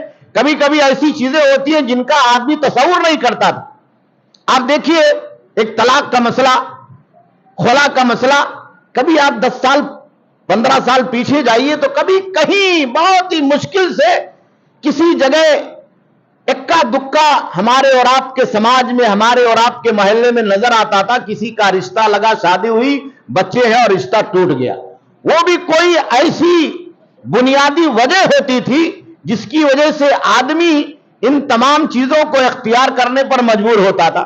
آج ایسا معاشرہ بنتا جا رہا ہے کہ نوجوان بچہ ہے، نوجوان لڑکی ہے، اپنی پسند سے شادی کر رہے ہیں، اپنی پسند سے بیاہ کر رہے ہیں، ابا کا کوئی دخل نہیں ہے، اماں کا کوئی دخل نہیں ہے، خاندان کے لوگوں کا کوئی دخل نہیں ہے، اس کے باوجود بیچارے مجبوراً راضی ہو جا رہے ہیں، اور 4 مہینہ 6 مہینہ نہیں گزرتا ہے، اس کے بعد مجلس بیٹھ جاتی ہے کہ بھائی گاڑی چلنے والی نہیں ہے، اور اس قدر مشکلات پیدا ہو جاتے ہیں کہ اگر اس چلتی ہوئی گاڑی کو اسٹاپ نہ کیا جائے تو لوگ پتہ نہیں کیا کیا کرنے کے لیے تیار ہو جاتے، آتم ہتیائیں ہو جاتی، خودکشی کی نوبت آ جاتی ہے، اور نہ جانے کتنے مسائل پیدا ہو جاتے ہیں۔ آپ آئے دن سنتے ہیں کہ فلاں آدمی پنکھے سے لٹک گیا، آپ آئے دن سنتے ہیں کہ ایک بچی نے خودکشی کر لی، آپ آئے دن سنتے ہیں کہ اس پر گھاسلیٹ ڈال کر کے آگ لگا دیا گیا۔ میرے بھائیوں، میرے دوستوں، یہ سب دنیا داری اور خواہشات نفس کی وہ ترکیبیں ہیں جس نے ہمارے اور آپ کے دل کے اوپر اپنا قبضہ جما لیا، ہمارے اور آپ کے ذہن و دماغ پر اپنا قبضہ جما لیا، ہماری اور آپ کی فکر پر، ہماری اور آپ کی سوچ پر اپنا قبضہ جما لیا۔ ہمیں یہ فکر نہیں ہے کہ یہ دنیا چھوڑ کر کے ہمیں جانا، یہ فکر نہیں ہے۔ ابھی آپ دیکھیے، کل ہی کا ایک جانکاہ حادثہ ہے، مولانا سالک بستوی رحمہ اللہ، جو جماعت کے شاعر بھی تھے، آپ کے درمیان بھی آتے رہے ہوں گے، وہ بیچارے اپنے بچے کو جو کہیں نیپال میں کسی وجہ سے کسی مشکل میں گرفتار ہے، اس سے ملنے کے لیے گئے ہوئے تھے، راستہ چلتے ہوئے بائک ایکسیڈنٹ ہو گیا اور گرے، اور فوراً واٹس ایپ پر خبر آ گئی کہ وہی ختم ہو گئے۔ تو یہ زندگی، یہ ہماری اور آپ کی زندگی کی گاڑی پانی کے بلبلے کی طرح سے ہے، وہ بلبلا کب پھوٹ جائے، وہ بلبلا کب ٹوٹ جائے، اور کب وہ ہماری اور آپ کی زندگی کی سانسوں کو ختم کر دے، لیکن اس کا ہمیں اور آپ کو احساس نہیں۔ اسی لیے اللہ رب العالمین نے ہمیں اور آپ کو موت کے بارے میں اور آخرت کے بارے میں خصوصی طور پر توجہ دلائی۔ اللہ کے نبی صلی اللہ علیہ وسلم اسی لیے کہا کرتے تھے کہ اکثروا من ذکر حازم اللذات، اپنے گرد و پیش آنے والی ان مشکلات اور ان اموات سے عبرت حاصل کرو کہ لوگ یہ دنیا چھوڑ کر کے چاروں ناچار جا رہے ہیں۔ آپ نے کبھی تاریخ میں سنا ہے کہ کوئی آدمی گاڑی والا، کوئی آدمی بنگلے والا، کوئی آدمی کوٹھی والا، کوئی آدمی تخت و تاج والا، کوئی آدمی فوج اور پھکڑ والا، کوئی آدمی دنیا کا سپریم پاور والا اس دنیا کے اندر باقی رہا ہے؟ جس نے لاکھوں کا قتل عام کیا وہ بھی چلا گیا، جس نے کروڑوں لوگوں کے اوپر ظلم اور اتیاچار کیا وہ بھی چلا گیا، جس نے آگ میں ڈال کر کے نبیوں کو جلانے کی سازش کی وہ بھی اس دنیا سے چلا گیا، اور جو فقیر حقیر آدمی ہے اللہ رب العالمین کی اس دھرتی پر چلتا ہے وہ بھی چلا جا رہا ہے۔ تو سب کو جانا ہے۔ کبھی آپ نے سنا کہ کوئی بہت بڑی پگڑی والا آدمی، کوئی پیر اور فقیر ولی اللہ، جن کے قدموں کو بھی لوگ کبھی چوم لیتے ہیں، جن کی پیشانیوں پر لوگ بوسہ دیتے ہیں، جن کے ہاتھوں کو لوگ چوم لیتے ہیں، بسا اوقات جہالت کی اتنی انتہا ہے کہ لوگ یہ سمجھتے ہیں کہ یہی فقیر کبیر ہماری بگڑی کو بنانے والا، ہماری مشکلات کو بنانے والا، ہمیں روزی دینے والا، ہمیں اولاد دینے والا ہے، ہمارا مشکل کشا ہے، داتا ہے، نہ جانے کیا کیا ہے۔ کبھی آپ نے سنا کہ وہ دنیا میں باقی رہا؟ دوسروں کی زندگیوں کو بنانے کا جو تصور ہمارے اور آپ کے سماج میں شرکیات کے ان غلط مظاہر کی شکل میں داخل ہے، اور ہم یہ سمجھتے ہیں کہ اس آدمی کے پاس بہت پاور ہے، اگر یہ ہماری جانب نگاہ کرم اٹھا کر کے دیکھ دے گا تو ہمارا بیڑا پار ہو جائے گا، اور اگر اس کی نگاہ کرم ہمارے اوپر نہیں پڑے گی تو ہم تہس نہس ہو جائیں گے، برباد ہو جائیں گے۔ اس آدمی کے بارے میں بھی آپ نے سنا ہے کہ وہ باقی ہے دنیا میں، چلا گیا۔ 2 گز زمین، وہی قبرستان میں ہر بڑے کو، ہر چھوٹے کو، ہر شاہ و گدا کو، ہر امیر و حقیر فقیر کو اسی قبرستان کے اندر ملنی۔ آپ چاہے کتبہ لگا دے، آپ چاہے سنہ ہجری لکھ دے، آپ چاہے پھول کی مالا چڑھا دے، آپ چاہے پختہ بنا دے، آپ چاہے سنگ مرمر سے اسے سجا دے، اسی مٹی کے نیچے اسی گھر کے لوگ مرنے کے بعد 10 گھنٹہ 12 گھنٹہ 24 گھنٹے سے زیادہ انتظار نہیں کرتے، اس سے زیادہ انتظار کی گنجائش نہیں ہے۔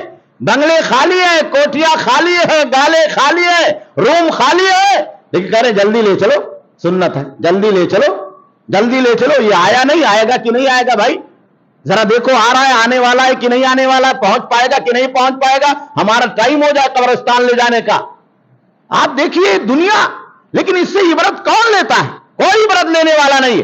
ہم کندھا دے کر کے اپنے گھر کے ممبران کو، اپنے رشتہ داروں کو اور سماج کے بڑے لوگوں کو لاد کر کے قبرستان پہنچا دیتے ہیں، لیکن یہ تصور نہیں رہتا ہے کہ ہم کو بھی یہی آنا، ہمیں بھی اسی زندگی کا سامنا کرنا، اللہ رب العالمین کی اسی بارگاہ میں ہمیں اور آپ کو بھی پہنچنا۔ آخرت پر ہمارا اور آپ کا ایمان کمزور ہو گیا، ان چیزوں کے بارے میں ہم نے اور آپ نے کبھی تصور نہیں کیا جو اللہ نے اور اللہ کے آخری نبی صلی اللہ علیہ وسلم نے ہمیں اور آپ کو آخرت کے بارے میں یا آخرت سے پہلے آنے والی قیامت کی نشانیوں کے بارے میں یا ان تمام علامات کے بارے میں بیان کی ہے جن کا تذکرہ قرآن مجید میں اور اللہ کے نبی صلی اللہ علیہ وسلم کی حدیثوں کے اندر موجود ہے۔ اور اللہ کے نبی صلی اللہ علیہ وسلم نے تو یہ بیان کیا تھا کہ قیامت کی کچھ چھوٹی نشانیوں میں سے ایک نشانی یہ ہے کہ جہالت عام ہو جائے گی اور علم کو سینوں سے اٹھا لیا جائے گا، علم ختم ہو جائے گا۔ آج آپ دیکھیے، پرانے زمانے میں ہم سنتے تھے کہ فلاں آدمی قرآن کا حافظ ہے، فلاں آدمی بخاری شریف کا حافظ ہے، فلاں آدمی 1000 حدیثوں کو یاد کرنے والا، فلاں 2000 حدیثوں کو یاد کرنے والا۔ اور قدیم زمانے میں جائیں گے محدثین کے تو لاکھ لاکھ، 2 لاکھ، 5 لاکھ، 6 لاکھ حدیثیں لوگ یاد رکھتے تھے۔ آج کون ہے؟ علم سمٹ رہا ہے، سمٹ کر کے کہاں آ رہا ہے؟ کر لو دنیا مٹھی میں، اسی موبائل میں بند ہو رہا، ڈبی میں۔ جو موبائل نمبر ہم لوگ اپنے گھر کا، اپنے فیملی ممبران کا اپنے ذہن میں ہمیشہ یاد رکھتے تھے، کبھی کسی نے پوچھا کہاں لگاؤ؟ 9999 فلاں نمبر، آج کہتے ہیں رک جاؤ بتاتا ہوں۔ یہ کھول کر کے نکال کر کے پھر دیکھتا آدمی تو پھر بتاتا۔ یہ قیامت کی وہ تمام نشانیاں ہیں جو اللہ کے نبی صلی اللہ علیہ وسلم نے احادیث مبارکہ کے اندر پیشین گوئی کے طور پر بتائی، دنیا مانے چاہے نہ مانے۔ اسی لیے آپ جب پڑھیں گے حدیث کی کتابوں کو جہاں محدثین نے علامات الساعہ کا ذکر کیا ہے، احوال یوم القیامہ کا ذکر کیا ہے، تو اس میں ان تمام چیزوں کو بہت تفصیل کے ساتھ بیان کیا ہے کہ قیامت کی کچھ نشانیاں ایسی ہوں گی جو بڑی بڑی ہوں گی۔ بڑی بڑی کا مطلب یہ ہے کہ جب چھوٹی نشانیاں بالکل ظاہر ہو جائیں گی اور قیامت قریب ہو جائے گی تو بڑی نشانیاں یکے بعد دیگرے ظاہر ہوں گی، اور جب ایک نشانی ظاہر ہو جائے گی تو دوسری نشانی اس کے پیچھے آئے گی۔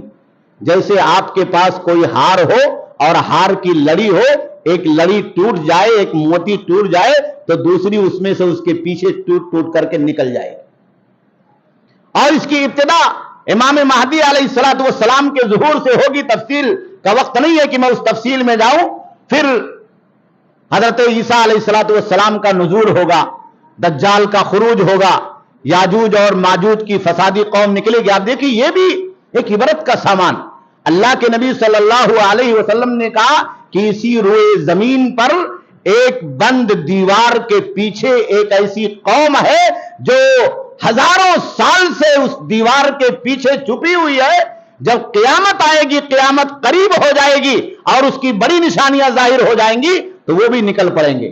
کہا وہ اس دیوار میں سوراخ کر رہے ہیں، ان یاجوج و ماجوج مفسدون فی الارض، کہا یہ روئے زمین میں فساد مچانے والی قوم ہے۔ اور یہ اللہ کی کتنی مہربانی ہے کہ اللہ ان کو روکے ہوئے ہے، وہ اس دیوار کے پیچھے رکے ہوئے ہیں، روزانہ سوراخ کرتے ہیں، پورا سوراخ کر لے جاتے ہیں، صرف تھوڑا سا باقی رہتا ہے تو کہتے ہیں اچھا چلو اب تو بیڑا پار ہو گیا، کل کر لیں گے اور نکل جائیں گے۔ اور اس پار جو قوم رہتی ہے سب کو چٹ کر جائیں گے، ان کے پاس جو کھانے کا سامان ہے سب کھا جائیں گے، ان کے یہاں جو پینے کے پانی کا انتظام ہے، چاہے سمندر ہو چاہے جھیل ہو، سب ہمارے یہاں دیہات میں کہتے ہیں کہ سوکھ جائیں گے، سب سوکھ جائیں گے۔ تو جب صبح لوٹ کر کے آتے ہیں تو جتنا انہوں نے سوراخ کیا ہوتا اللہ رب العالمین واپس کر دیتا، سب مٹ جاتا، پھر واپس وہی محنت کرنا پڑتا۔ ہزاروں سال سے وہی اسی کام پہ اللہ نے لگا رکھا۔ لیکن جب اللہ کا آرڈر آئے گا, اللہ کا حکم آ جائے گا, تو اس دیوار کے اندر سوراخ مکمل ہو جائے گی اور یہ روئے زمین پر نکل پڑیں گے, روئے زمین پر نکل پڑیں گے. اللہ کے نبی صلی اللہ علیہ وسلم کی بعض حدیثوں کے اندر ذکر ہے جہاں حضرت عیسیٰ علیہ السلام کے نزول کا اور دجال کے خروج کا ذکر ہے کہ اسی بیچ میں یاجوج ماجوج کی فوج فلسطین کی طرف پہنچے گی. وہاں ایک تبریہ نام کا جھیل ہوگا, ڈل ہوگا, پانی سے بھرا ہوا ہوگا. یاجوج ماجوج کی پہلی فوج پہنچے گی تو پورا پانی پی جائے گی, پیچھے والی آئے گی تو اس کے لیے پینے کے لیے پانی نہیں بچے گا. یہ ساری چیزیں اس روئے زمین پر صادق آئیں گی. جیسے جیسے اللہ کے نبی صلی اللہ علیہ وسلم نے بیان فرمایا ہے, یہ تمام چیزیں اس روئے زمین پر پیش آئیں گی. ایک مومن کا ایمان ہونا چاہیے. ثلاث خسوفات, 3 جگہ زمین کو اللہ رب العالمین دھسا دے گا, بیٹھ جائے گی زمین بڑے پیمانے پر ہوگا. جیسے ایک شہر بیٹھ جائے, ایک علاقہ بیٹھ جائے. کا خسف بالمشرق وخسف بالمغرب وخسف بجزیرۃ العرب. ایک زمین کے مشرقی علاقے میں ہوگا, ایک مغربی علاقے میں ہوگا اور ایک عرب کنٹریز میں ہوگا. 3 جگہوں پر ہوگا قیامت سے پہلے. اور آخری 2 نشانیاں جو اللہ کے نبی صلی اللہ علیہ وسلم نے ذکر کی کہ یہ سورج جو ہم اور آپ دیکھتے ہیں اور جس سے توانائی حاصل کرتے ہیں, آج پوری دنیا کے اندر سولار سسٹم کا جو پاور لیا جا رہا ہے وہ اسی سورج سے اخذ کیا جا رہا ہے. اس میں کتنا پاور ہے, کروڑوں سولار آج پوری دنیا کے اندر دنیا کے لوگوں کو انرجی دے رہے ہیں, اور اس انرجی سے ہمارا گھر روشن ہو رہا ہے, پنکھے چل رہے ہیں, اے سی چلائے جا رہے ہیں, بڑی بڑی مشینیں آج چلائی جا رہی ہیں. اور آج پوری دنیا کے اندر سولار سسٹم کا ایک نظام, متبادل نظام بجلی کے مقابل میں کھڑا کیا جا رہا ہے. وہ کہاں سے لیا جاتا ہے؟ سورج سے. پہلے ہم اور آپ کوئی آدمی حج کرنے کے لیے جاتا تھا تو وہاں سے ایک گھڑی لے کر کے آتا ہے نا, اس کو کہتے تھے شمسی گھڑی, یعنی سورج سے چلنے والی دھوپ گھڑی. وہ آپ رہے چارجنگ ہو جائے تو گھڑی چلتی تھی. وہ ایک بہت چھوٹا سسٹم تھا. دنیا نے اس کو بہت بڑا کر لیا, ایک پلیٹ بنا لیا, اس پلیٹ کو سورج کی طرف کر دیا, دھوپ نکل رہی ہے, وہ سورج سے چارجنگ ہو رہا ہے, بیٹری کے اندر فٹ ہو رہا ہے, وہاں جمع ہو رہا ہے, انرجی پاور وہاں بچت کے طور پر موجود ہے, اور پھر اس سے آپ تار جوڑ کر کے اپنی لائٹ جلا رہے, پنکھا چلا رہے. یہ روزانہ سورج پورب سے نکل کر کے پچھم میں جا رہا. اللہ کے نبی صلی اللہ علیہ وسلم نے ایک بار صحابہ کرام سے پوچھا کہ بتاؤ صحابہ کرام کہ یہ سورج جو روزانہ نکل کر کے شام کو پچھم میں ڈوبتا ہے تو پھر رات بھر کہاں رہتا ہے؟ تو صحابہ کرام نے کہا کہ اللہ اور اللہ کے رسول بہتر جانتے ہیں. تو اللہ کے نبی صلی اللہ علیہ وسلم نے کہا کہ یہ شام کو غروب ہونے کے بعد اللہ رب العالمین کے عرش کے نیچے سجدہ ریز ہو جاتا ہے اور جا کے جھک جاتا ہے. وہ بھی ایک مخلوق ہے, اللہ کی عبادت میں لگا ہوا ہے, اللہ کی بندگی میں لگا ہوا ہے, ماتھا ٹیکنے پر لگا ہوا ہے, سجدہ کرنے پر لگا ہوا ہے کہ اللہ رب العالمین اس کائنات کا مالک ہے. وہی سورج کو روشنی دے رہا ہے, سورج کو پاور دے رہا ہے, سورج کو لائٹ دے رہا ہے. اللہ نہیں چاہے گا تو وہ پاور ختم ہو جائے گا اور وہی قیامت کی نشانی ہوگی. اذا الشمس کورت واذا النجوم انکدرت. قرآن میں آپ پڑھیے کہ جب قیامت آئے گی قریب تو یہ سورج بے نور ہو جائے گا, اس کی روشنی اللہ چھین لے گا, ستارے بے نور ہو جائیں گے, آسمان میں جو ٹمٹما رہے ہیں, جھلملا رہے ہیں, ان کی روشنی کو اللہ ختم کر دے گا. تو صحابہ کرام نے کہا کہ عرش کے نیچے سجدہ ریز ہو کر کے یہ سورج کیا کرتا ہے؟ تو اللہ کے نبی نے کہا کہ یہ دوسرے دن پھر پورب سے نکلنے کے لیے اللہ سے اجازت مانگتا ہے. کہا کل نکلوں کہ نہ نکلوں؟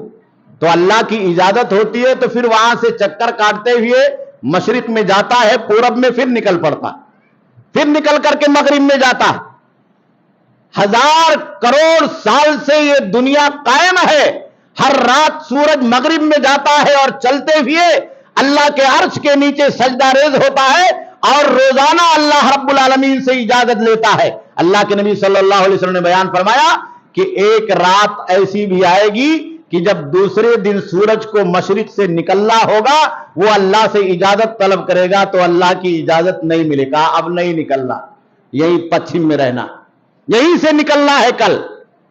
کہا وہ قیامت کا دن ہوگا جب اللہ کا آرڈر ہو جائے گا سورج کو کہ مشرق سے نہیں نکلنا ہے، اسی مغرب سے سورج کو نکلنا، دنیا کا نظام بدل جائے گا، کائنات کا نظام تبدیل ہو جائے گا۔ تو یہ قیامت کی ایک بہت بڑی نشانی ہوگی، پوری روئے زمین کے اوپر بدلاؤ ہو جائے گا، سمندر کے پانی میں اللہ رب العالمین لگا دے گا۔ قرآن میں کہا وَإِذَا الْبِحَارُ فُجِّرَتْ وَإِذَا الْبِحَارُ سُجِّرَتْ، سمندر میں بلاسٹ کر دیا جائے گا، سمندر کے پانی کے اندر تسجیرہ آگ لگا دیا جائے گا، ختم ہو جائے گا سب۔ بعض مورخین نے بعض روایتوں میں ذکر کیا ہے کہ ادھر جب سورج کی روشنی ختم ہوگی، دنیا میں اندھیرا ہوگا، چاند کی روشنی ختم ہوگی اور ستاروں کی روشنی ختم ہوگی تو انسان اور جنات پریشان ہو جائیں گے۔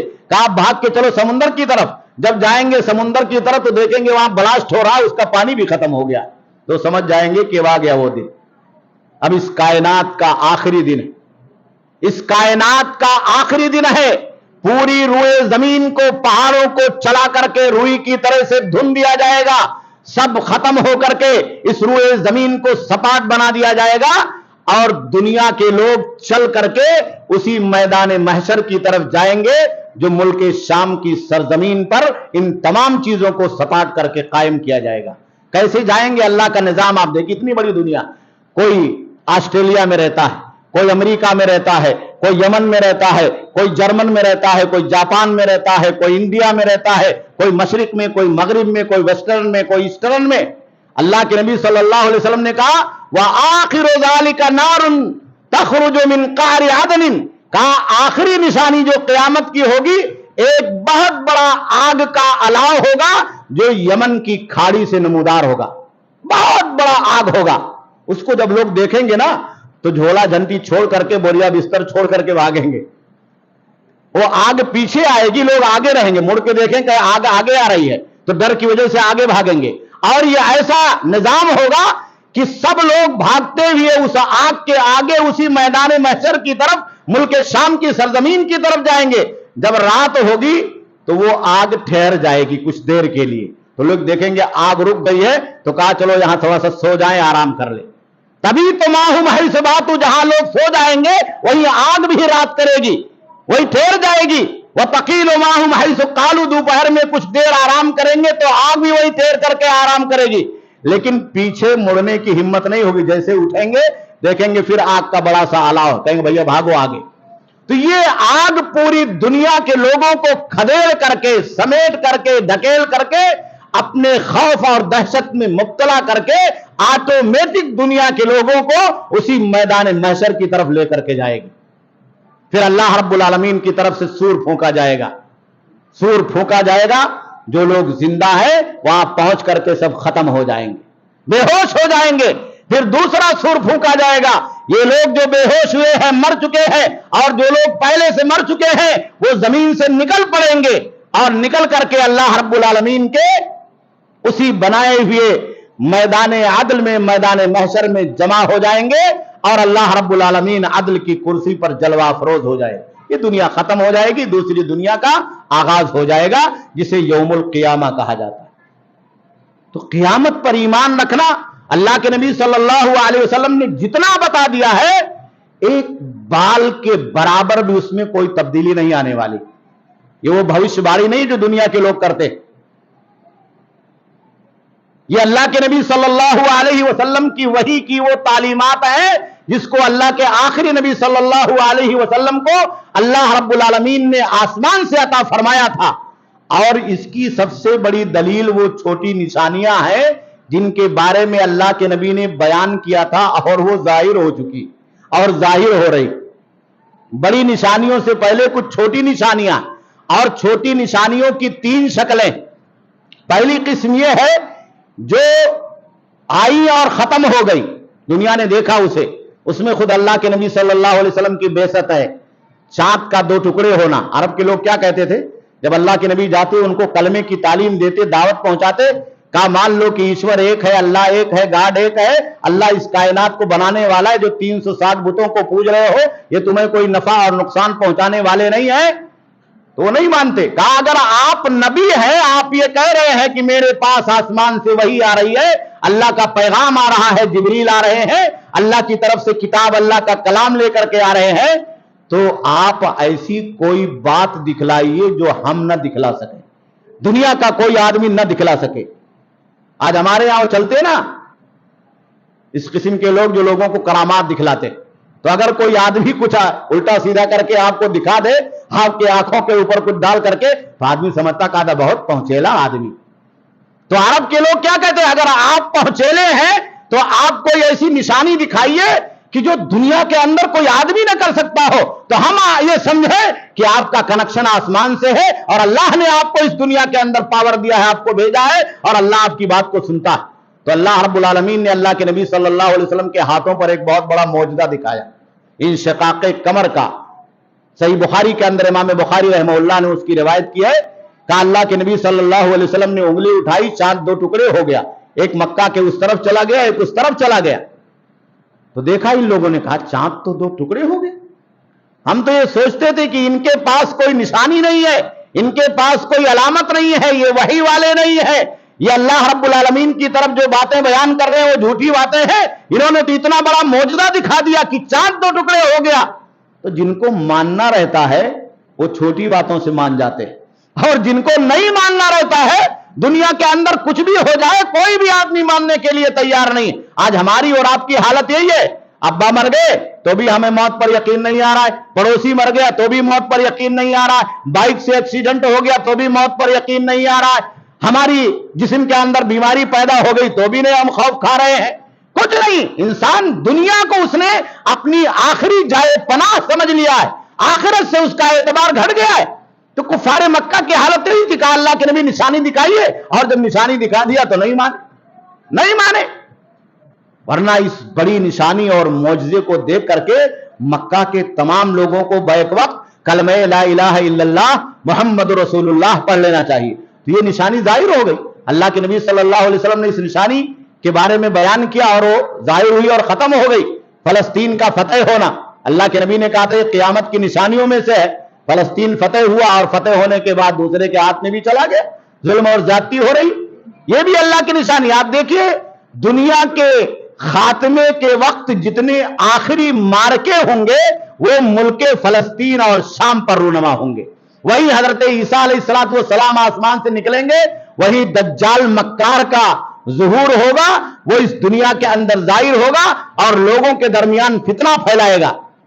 اسی لیے اللہ کے نبی صلی اللہ علیہ وسلم کہتے تھے کہ ہمیشہ دجال سے اور اس کے فتنے سے پناہ مانگو، نماز میں پڑھنا چاہیے، دعاؤں میں پڑھنا چاہیے، اللہم انی اعوذ بک من فتنۃ المسیح الدجال۔ دنیا کے اندر دو مسیح پیدا ہوئے، ایک عیسیٰ مسیح اور دوسرے مسیح دجال۔ عیسیٰ مسیح کو جو مسیح کہا جاتا ہے تو وہاں مسح کے معنی میں، ہاتھ پھیرنے کے معنی میں، عیسیٰ علیہ السلام کو اللہ رب العالمین نے دست شفا عطا کیا تھا، معجزہ، ہاتھ پھیرتے تھے بندہ ٹھیک ہو جاتا تھا۔ یہ معجزہ نبی کو ملتا ہے، اللہ کی طرف سے نبی کی نبوت کو لوگوں کے درمیان سچا ٹھہرانے کے لیے اللہ تعالیٰ کوئی معجزہ دیتا ہے تاکہ لوگ اس بیچارے کی بات مان لیں۔ اور دجال کو جو مسیح کہا جاتا ہے وہ پوچھنے کے معنی میں ہے، اس کی ایک آنکھ اللہ تعالیٰ پوچھ دے گا، ایک آنکھ سے دکھائی دے گا، ایک آنکھ سے نہیں دکھائی دے گا۔ اسی لیے ہماری بھاشا میں اس کو کیا کہا جاتا ہے، کانا دجال۔ کانا کہتے اس آدمی کو جو ایک آنکھ کا کانا ہو، اندھا ہو، ہے نا۔ اگر دونوں آنکھ کا ہوگا تو نابینا کہا جائے گا، اور ایک آنکھ صحیح رہے گی ایک آنکھ نہیں صحیح رہے گی تو اس کو کانا کہا جائے گا۔ تو اللہ کے نبی نے کہا ممسوح العین، ایک آنکھ اس کی اللہ تعالیٰ پوچھ دے گا، یہ پہچان ہوگی، روئے زمین پر وہ فتنہ لے کر کے ظاہر ہوگا، اور یہ اللہ کی طرف سے آزمائش بن کر کے آئے گا اہل ایمان کے لیے۔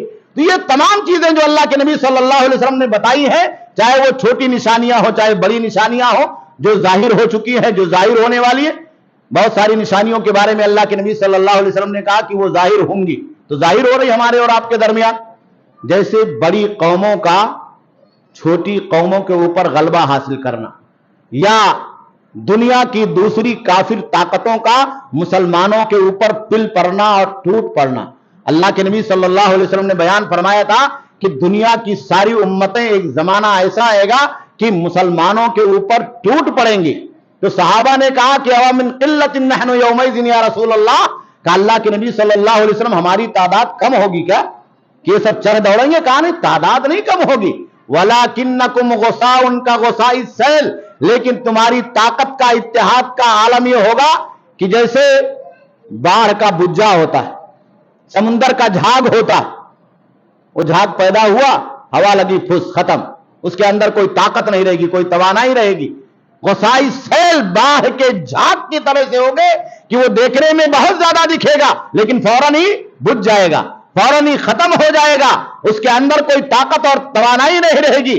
تو اللہ کے نبی صلی اللہ علیہ وسلم سے صحابہ کرام نے دریافت کیا کہ یہ کس وجہ سے ہوگا؟ کہا حب الدنیا و کراہیت الموت. کہا لوگ دنیا کی محبت میں گرفتار ہو جائیں گے. آج کوئی آدمی مرنا نہیں چاہتا، موت کو سامنے دیکھتا ہے تو بھی نہیں یقین آتا ہے کہ موت آئے گی. کتنے زلزلے آئے، کتنی سونامیاں اسی بمبئی شہر میں آئی. ایک رات تو ہم لوگوں نے ایسے بھی دیکھا اس بمبئی کے اندر، وہ سونامی کی لہر کے بعد اور بڑے سیلاب 26 جولائی کے آنے کے بعد کہ پورے شہر میں جھوٹی افواہ پھیلا دی گئی کہ آ گیا آ گیا آ گیا. تو خالی اس آ گیا کو سن کر کے لوگ بھاگنے لگے، اپنی دکانوں کو چھوڑ کر کے، اپنے مکانوں کو چھوڑ کر کے، اور اپنے شٹر کو، اپنے گھر کو کھلا ہوا چھوڑ کر کے بھاگنے لگے. اتنا ہولناک منظر، لیکن پھر بھی نہیں یقین آ رہا ہے کہ مرنا، پھر بھی نہیں یقین آ رہا ہے کہ مرنا. میں آپ کو واقعہ بتاؤں کہ جس دن یہ حادثہ ہوا، میں قادر ولی جامعہ رحمانیہ میں ہم لوگ بیٹھ کر کے، کوئی مہمان آئے تھے تو دعوت کھا رہے تھے. اب دیکھیے کتنا انسان کس طرح سے اس دنیا کے اندر خوف کا، دہشت کا شکار ہے، لیکن اس کے باوجود بھی یقین نہیں کرتا کہ موت آئے گی. میں وہاں سے لوگوں کے ساتھ، مہمانوں کے ساتھ کھانا وانا کھا کے ان کو کھلا کر کے رخصت، پیچھے مدرسے کی دیوار ہے، یہ گلی ہے 4 فٹ کی، پیچھے میرا گھر. لوٹ کر کے گیا، اپنا کرتا نکالا، پاجامہ پہنے ہوئے تھا، بنڈی پہن کے گھر میں کھڑا ہوا تھا. ادھر سے گیا تو وہ مدرسے کی گلی کے اندر کوئی ایک آدمی نہیں تھا، اکا دکا لوگ. شام کا وقت ہے، عشاء کے بعد 10 بجے، 10:15 بجے. اتنی دیر میں جب اپنے گھر میں گیا، کرتا نکال کر کے میں نے ٹانگ دیا تو نیچے سے ایک پوری فوج مردوں کی اور عورتوں کی گلی سے وہ میرے گھر کی سیڑھی پر اوپر مالیہ پر چڑھ رہے، دروازہ ٹھوک رہے، کھول دو کھول دو. میں اسی بندی اور پاجامے میں نکلا، دروازہ کھولا تو دیکھا کچھ پہچان کے لوگ ہیں، ان کے بچے ہیں، رو رہے، سب چلا رہے. میں گھبرا کے، میں نے کہا لگتا ہے کہ نیچے ماری مارا ہو گیا، لوگ بھاگ رہے. تو میں نے کہا یار بھاگ کر کے میرے گھر میں گھس جائیں گے تو یہاں نہ ماری مارا ہو جائے، کوئی مشکل مسئلہ پیدا ہو جائے. اپنے پاس بھی چھوٹے چھوٹے 6 بچے. تو میں نے کہا کیا مسئلہ ہے، کوئی ماری مارا ہے تو ٹھہرو یہیں پہ، کیوں بھاگ رہے ہو؟ ہاں نہیں، آ گیا آ گیا. لوگ یہ کہا آ گیا آ گیا. کیا آ گیا بھائی؟ آ گیا آ گیا. میں نے کہا ٹھیک ہے اندر آ جاؤ، آگے آ جاؤ. مجھے کچھ نہیں سمجھ میں آ رہا کیا آ گیا. یہ ہوا کہ آ گیا، سونامی آ رہا، لہر آ گئی، وہاں یکتا نگر تک آ گئی، معلومی قبرستان تک آ گئی، پانی آ گیا سمندر کا. میں نے کہا اللہ اکبر. ابھی تو میں کھانا کھا کر کے 2 منٹ نہیں ہوا ہے، اپنی سیڑھی پر چڑھا ہوں، کرتا نکالا ہوں، پاجامہ پہنا ہوں، نیچے کوئی نہیں تھا، کہاں سے پانی آ گیا؟ تو میں نے کہا ٹھیک ہے نیچے جا کر کے دیکھتا ہوں. 2 سے 3 منٹ کے اندر لوٹ کر کے اس بیچ میں دوڑ کر کے میں بغیر کرتا پہنے ہوئے، کرتا ہاتھ میں لیا، بنیان اور پاجامہ پہنے ہوئے. کبھی لوگوں نے مجھے نہیں دیکھا کہ بنیان پاجامہ پہن کے گلی میں گھوم رہے یا بنیان اور لنگی پہن کے گھوم رہے. اس خوف کے عالم میں نیچے نکلا، کرتا ہاتھ میں لیے ہوئے، تو دیکھ رہا ہوں کہ وہ گلی ٹھاٹھے مارتا ہوا انسانوں کا سمندر بن چکا. مدرسے سے لے کر کے وہاں گلی تک، روڈ تک لوگ بھرے ہوئے، ہزاروں لوگ بھاگ رہے، کوئی ٹھیلا دے کر کے بھاگ رہا. وہاں جب گیا مدرسے میں تو ایک اور مزے کی بات ہوئی. محلے کے لوگ اپنا بکسا، ٹرنک، کٹیچی لے کر کے مدرسے کی مسجد پر چڑھ گئے، اور سب خوف کے عالم میں اعلان ہو رہا ہے کہ سونامی آ رہا ہے، سونامی آ رہا ہے. جو بچیاں ہاسٹل میں نیچے رہتی وہ اوپر چڑھ جائے، نہیں تو پانی نہ گھس جائے. وہاں اعلان بھی ہو گیا، اور محلے کے لوگ اڈیچی بستر لے کر کے اوپر چڑھ گئے. دیکھ رہے پورا ہولناک منظر، پوری گلی لوگوں سے کچاکچ بھری ہوئی. تو میں نے کہا یار اللہ کے بندو، کم سے کم کوئی ایک آدمی وہ پولیس کو کال تو کرے، پوچھو تو کیا ماجرا ہے، صحیح ہے کہ نہیں ہے. تو کسی بندے نے موبائل سے کال لگایا پولیس کو، وہ 100 نمبر کون سا چلتا ہے، تو اس پہ کال لگایا. تو اس نے کہا کچھ تو نہیں، ہم لوگوں کو تو کوئی خبر نہیں ہے، کہیں سونامی آ رہا، کوئی لہر آ رہی ہے. تو کہا کہ بھئی یہاں تو پورا سب لوگ روڈ پر جمع ہو گئے. 5-7 منٹ کے بعد پولیس جب دوڑ کر کے آئے، اس نے ہارن بجایا، دوڑایا لوگوں کو، تب لوگ اپنے گھروں کو بھاگے. پتا یہ لگا کہ پوری پلاننگ کے تحت پورے شہر کے کچھ خاص علاقوں میں، کرلا، باندرا، سانتا کروز، کاندے ولی، یکتا نگر، بورے ولی، کہا یہ چوروں نے مل کر کے ایک افواہ چلائی کہ آ گیا لوگ بھاگیں گے اور ہم پیچھے سے دکان لوٹیں گے، شٹر چھوڑ کر کے جائیں گے تو سامان لے کر کے بھاگ جائیں گے۔ دوسرے دن اخبار کے اندر نیوز آئی کہ بہت ساری جگہ ڈکیتی ہو گئی، سامان لٹ گیا، بہت سارے لوگوں کے زیورات چھین لیے گئے، بہت سارے لوگ اپنا مال ایسے پھینک پھانک کر کے نکل گئے خوف کی وجہ سے۔ لیکن اس کے باوجود بھی دنیا کو یقین نہیں آ رہا ہے کہ دنیا ختم ہو۔ لوگ برائی نہیں چھوڑ رہے، لوگ گمراہی نہیں چھوڑ رہے ہیں، لوگ ضلالت نہیں چھوڑ رہے ہیں، لوگ ان تمام بیماریوں کو، ان تمام برائیوں کو نہیں چھوڑنا چاہتے ہیں جو بیماریاں اور برائیاں ہمیں اور آپ کو اللہ رب العالمین کے غیظ و غضب کی طرف لے جانے والی، اللہ رب العالمین کی ناراضگی کی طرف لے جانے والی۔ تو میرے دینی بھائیو اور دوستو، یہ یقین ہمیں اور آپ کو کب آئے گا؟ اللہ کے نبی صلی اللہ علیہ وسلم نے تو ایسی باتیں قیامت کی نشانیوں کے طور پر بتا دی ہے کہ وہ پرفیکٹ طریقے سے ظاہر ہو چکی ہیں، ہو رہی ہے۔ 2 3 4 نشانیاں ایسی ہیں جو ابھی ظاہر نہیں ہوئی ہے، وہ بھی ظاہر ہوں گی بڑی نشانیوں سے پہلے۔ اس میں سے میں آپ کو 1 2 باتیں مختصراً بتا دوں، وقت ہو رہا ہے۔ اللہ کے نبی صلی اللہ علیہ وسلم نے بیان فرمایا تھا کہ جزیرہ عرب مروجوں و انہارا میں تبدیل ہو جائے گا، چراگاہ سرسبز و شاداب ہو جائے گا، وہاں پانی نہیں ایک بوند ملتا ہے، وہاں نہریں جاری ہو جائیں گی۔ آج آپ دیکھیے 10 سال پہلے جو لوگ 20 سال پہلے حج کرنے کے لیے گئے ہوں گے تو ان کو عرفہ، منا، مکہ، مدینہ پورا ریگستان نظر آتا رہا ہوگا، پہاڑی سلسلے، پہاڑی راستے، گرمی، لو، تپش۔ اب آپ جائیے تو خود مکہ کا معاملہ دیکھیے، کتنی سرسبزی، ہریالی، آرٹیفیشل باغات لگا دیے گئے ہیں، آرٹیفیشل سڑک کے کنارے پودے لگا دیے گئے ہیں، آرٹیفیشل ساری چیزیں لگا دی گئی ہیں۔ ایسا لگتا ہے کہ یہ سرسبز و شاداب جگہ ہے، یہ مکہ کی وادی اور پہاڑی نہیں ہے جس کے بارے میں اللہ کے نبی صلی اللہ علیہ وسلم نے بتایا۔ تو یہ اللہ کے نبی کی پیشین گوئی ہے۔ کہا قیامت کی بڑی نشانیوں کے ظاہر ہونے سے پہلے جزیرہ عرب پورا باغات میں، سرسبزی میں، شادابی میں، پانی کے اندر، نہروں کے بہاؤ کے اندر تبدیل ہو جائے گا اور دنیا کا سب سے خوبصورت علاقہ ہو جائے گا۔ آج پوری دنیا کے اندر دبئی کی مثال دی جا رہی، اب دیکھیے دنیا جا رہی اسی طرف جو اللہ کے نبی نے بیان فرمایا۔ ایک بات اور اللہ کے نبی نے بیان فرمایا، وہ ظاہر نہیں، وہ ظاہر ہوگی۔ کہا کہ انسان ایک زمانہ آئے گا بڑی نشانیوں کے ظاہر ہونے سے پہلے کہ وہ جانوروں سے بات کرے گا، گفتگو کرے گا، جانور اس کی بات سمجھے گا اور انسان جانور کی بات سمجھے گا۔ یہ جو ٹیکنالوجی آ رہی ہے یہ ہمیں اور آپ کو بتا رہی ہے کہ ہم جا رہے ہیں اس طرف، ہم جا رہے ہیں اس طرف۔ اور تیسری بات کا اللہ کے نبی صلی اللہ علیہ وسلم نے تذکرہ کیا، کہا کہ زمین سے جگہ جگہ خزانے نکلیں گے، یہاں تک کہ دریائے نیل اور فرات سوکھ جائے گا، اس سے خزانہ نکل پڑے گا، اور اس خزانے کو لینے کے لیے جنگ ہو جائے گی ملکوں کے اندر، کون اس خزانے کے اوپر قبضہ کرے گا۔ آج آپ دیکھیے دنیا کے اندر دولت کی کتنی بہتات کا ایک زمانہ ایسا آئے گا کہ لوگ اتنے مالدار ہو جائیں گے، اتنے مالدار ہو جائیں گے کہ اتنے مالدار ہو جائیں گے کہ زکات جوڑ کر کے، نکال کر کے، صدقہ خیرات لے کر کے بوری میں باندھ کر کے چلے گا کہ میرے محلے میں کل یہ آدمی فقیر تھا، اس کو دے دوں۔ تو اس کو دینے کے لیے جب پہنچے گا تو وہ فقیر، محتاج، پریشان حال آدمی کہے گا اگر کل آئے ہوتے تو میں لے لیتا، رات میں نے بھی بہت پیسہ کما لیا کہ میں زکات دینے کا مستحق ہو گیا۔ وہ لینے کے لیے تیار نہیں ہوگا، اتنی جلدی تبدیلی ہو جائے گی۔ تو اللہ کے نبی صلی اللہ علیہ وسلم نے یہ تمام پیشین گوئیاں اور یہ تمام صداقتیں جو وحی کے ذریعے سے ہمیں اور آپ کو بتائی ہیں اور ہم تک اور آپ تک پہنچائی ہے، یہ ظاہر بھی ہو رہی ہے، اور جیسے جیسے اللہ کے نبی نے بیان فرمایا ہے وہ حرف بحرف ظاہر ہوں گے۔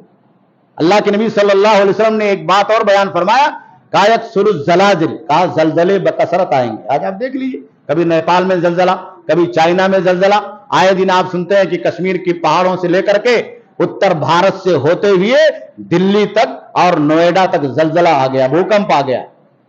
مہینے میں، 2 مہینے میں، 3 مہینے میں اس طرح کی خبر آتی، یہ بھی قیامت کی نشانی۔ اللہ کے نبی صلی اللہ علیہ وسلم کے نبوت کی تصدیق ہے، اللہ کے نبی صلی اللہ علیہ وسلم کے نبوت کی تصدیق ہے۔ کہا کہ وَيَظْهَرُ الْفَحْشُ، فحش کاریاں عام ہو جائیں گی، فحشکاریاں دنیا کے اندر بڑھ جائیں گی. آج آپ دیکھیے پوری دنیا کے اندر کتنا غلط کام ہو رہا ہے, کتنا پاپ ہو رہا ہے. آپ صرف ایک انٹرنیٹ کو لے لیجئے کہ اس کے ذریعے سے کتنی گمراہی ہمارے اور آپ کے سماج اور معاشرے کے اندر پھیل رہی. بچے گمراہ ہو رہے ہیں. ہم اور آپ یہ سمجھ رہے ہیں کہ یہ بچہ پڑھائی کر رہا ہے, اس سے کہہ رہا آن لائن کلاس کر رہا ہوں, اس کی کلاس کہیں اور چل رہی ہوتی. کچھ دن کے بعد پتا چلتا ہے کہ اس کی کلاس کہاں چل رہی تھی, اس کی کلاس کہاں چل رہی تھی. تو یہ ساری چیزیں جو اللہ کے نبی صلی اللہ علیہ وسلم نے بیان فرمایا, وہ ساری چیزیں ہو رہی ہیں اور ہونے والی ہیں اور آئندہ بھی ہوں گی. تو یہ دنیا کے لوگوں کے لیے ایک پیغام ہے کہ اسلام ایک سچا مذہب ہے. پیارے نبی صلی اللہ علیہ وسلم اس کائنات کے آخری نبی ہیں.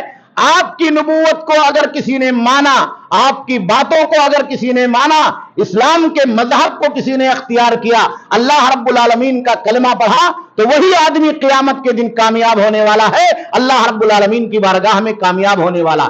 اور جس نے اس بات کو نہیں مانا, اس کا انکار کیا, اللہ کے نبی صلی اللہ علیہ وسلم کو جھٹلایا, تو وہ قیامت کے آنے سے بہت پہلے اسی دنیا کے اندر دھر لیا جائے. آج ہمارے یہاں ایک تصور یہ بھی ہے کہ چلو قیامت تو ابھی بہت دن بعد آئے گی, کہا تھوڑی تھوڑی نشانیاں ظاہر ہوتے ہوتے بھی ہزاروں سال لگ جائیں گے. فیصلہ وہاں ہوگا, کیا ہوگا, کس کو کیا پتا کیا فیصلہ ہو رہا ہے. تو نفسی نفسی کا عالم ہوگا, کوئی آدمی کسی کے بارے میں جانے گا نہیں. لیکن میرے بھائیوں, میرے دوستوں, اسی دنیا کے اندر اللہ کے نبی نے بیان فرمایا, آدمی جب مر جاتا ہے تو قبر کے اندر 3 سوال ہوتے. من ربک وما دینک ومن نبیک. سوال یاد ہے کہ نہیں یاد ہے؟ من ربک, تمہارا رب کون ہے, یہ سوال یاد رکھو اور جواب تیار رکھو, اور ایسا جواب ہو جو صرف زبان سے نہ نکلے, دل سے نکلے, اس پر عقیدہ ہو, اس پر ایمان ہو. من ربک وما دینک, تمہارا دین کیا ہے, ومن نبیک, تمہارے نبی کون ہے. تو اس حدیث میں اللہ کے نبی صلی اللہ علیہ وسلم نے ایک بات کا ذکر کیا اسی دنیا کے بارے میں مرنے کے بعد. قیامت تو ابھی پتہ نہیں کب آئے گی, بہت دور ہے. کہا جب آدمی اس سوال کے جواب میں کامیاب ہو جائے گا تو اسی زمین کی مٹی کو, قبر کے 2 گز جگہ کو اللہ رب العالمین جنت میں تبدیل کر دے گا. حدیث سنے ہو کہ نہیں سنے؟ جنت میں تبدیل کر دے گا. کہا مومن آدمی ہے, سوال کا جواب دے گا, کامیاب ہوگا, تو اللہ رب العالمین کا حکم ہوگا کہ ان صدق عبدی, میرے بندے نے صحیح جواب دیا ہے. فَأَفْرِشُوهُ مِنَ الْجَنَّةِ, جنت کا بستر لاؤ, بچھونا لاؤ, اس کے اس قبر میں بچھا دو. مالونی قبرستان میں بچھا دو, ملال قبرستان میں بچھا دو, شمالی بازار کے قبرستان میں بچھا دو. مومن کے لیے اللہ کا آرڈر ہو. ابھی قیامت نہیں آئی ہے, لوگ باقی ہے, دفن کر کے چلے آئے ہیں, زندہ ہے سب لوگ, ابھی پتہ نہیں کب تک یہ دنیا چلے گی, اللہ کو معلوم. کہا فَرِشُوهُ مِنَ الْجَنَّةِ, جنت کا بچھونا لاؤ, وَالْبِسُوهُ مِنَ الْجَنَّةِ, جنت کا لباس لاؤ, اس آدمی کو پہنا دو. وہ 3 سوال کے جواب میں کامیاب ہو گیا. وَافْتَحُوا لَهُ بَابًا إِلَى الْجَنَّةِ, اس کے قبر میں جہاں لوگ اسے مٹی ڈال کر کے, لکڑی ڈال کر کے, چٹائی کھونس کر کے, دبا کر کے, دعا ہوا پڑھ کے چلے گئے ہیں, اور مومن آدمی ہے اس چھوٹی سی جگہ میں جہاں کوئی اجالا نہیں ہے, جہاں کوئی روشنی نہیں ہے, ہر طرح کی پریشانی ہے, جنت سے ایک کھڑکی کھول دو, ایک دروازہ کھول دو. فَيَأْتِيهِ, کہا اس کے پاس جنت کی بھینی بھینی ہوا, جنت کی خوشبو اور جنت کی تمام نعمتیں اس قبر کے اندر پہنچائی جائے. اس دنیا کے اندر ہو, یہاں سے بدلے کا آغاز ہو جائے گا. اسی لیے اللہ کے نبی نے کیا بیان فرمایا, القبر اول منزل من منازل الاخرہ, کہا یہ آخرت کی سیڑھیوں میں سے پہلی سیڑھی. فَإِن نَجَا مِنْهُ فَمَا بَعْدَهُ أَيْسَرَ, اگر یہاں نجات مل گئی تو بعد والا اور آسان ہوگا. وَإِن لَمْ يَنْجُ مِنْهُ, اگر یہاں نجات نہیں ملی, فَمَا بَعْدَهُ أَشَدُّ وَأَفْزَعُ, تو اس کے بعد والی زندگی اور مشکل ہوگی. کہا اگر منافق آدمی ہے, کافر آدمی ہے, سوال کا جواب نہیں دے پائے گا, فیل ہو جائے گا, تو فرشتے بتائیں گے کہ اس نے سوال کا جواب نہیں دیا, تو اللہ کا آرڈر کیا ہوگا, ان کذب عبدی, اس بندے نے جھوٹی بات کہی, سوال کا جواب نہیں دیا ہے, پاس نہیں ہوا ہے. فَأَفْرِشُوهُ مِنَ النَّارِ, آگ کا بستر لا کر کے بچھا دو، اسی 2x2 کے قبر کو 2x2.5 کی جگہ کو 2 گز زمین کو اللہ رب العالمین آگ میں تبدیل کر دے گا۔ وَالْبِسُوهُ مِنَ النَّارِ، آگ کا لباس لا کر کے پہنا دو، جہنم کا لباس لا کر کے پہنا دو۔ وَافْتَحُوا لَهُ بَابًا إِلَى النَّارِ، اور اس کے قبر کی کھڑکی جہنم سے جوڑ دو۔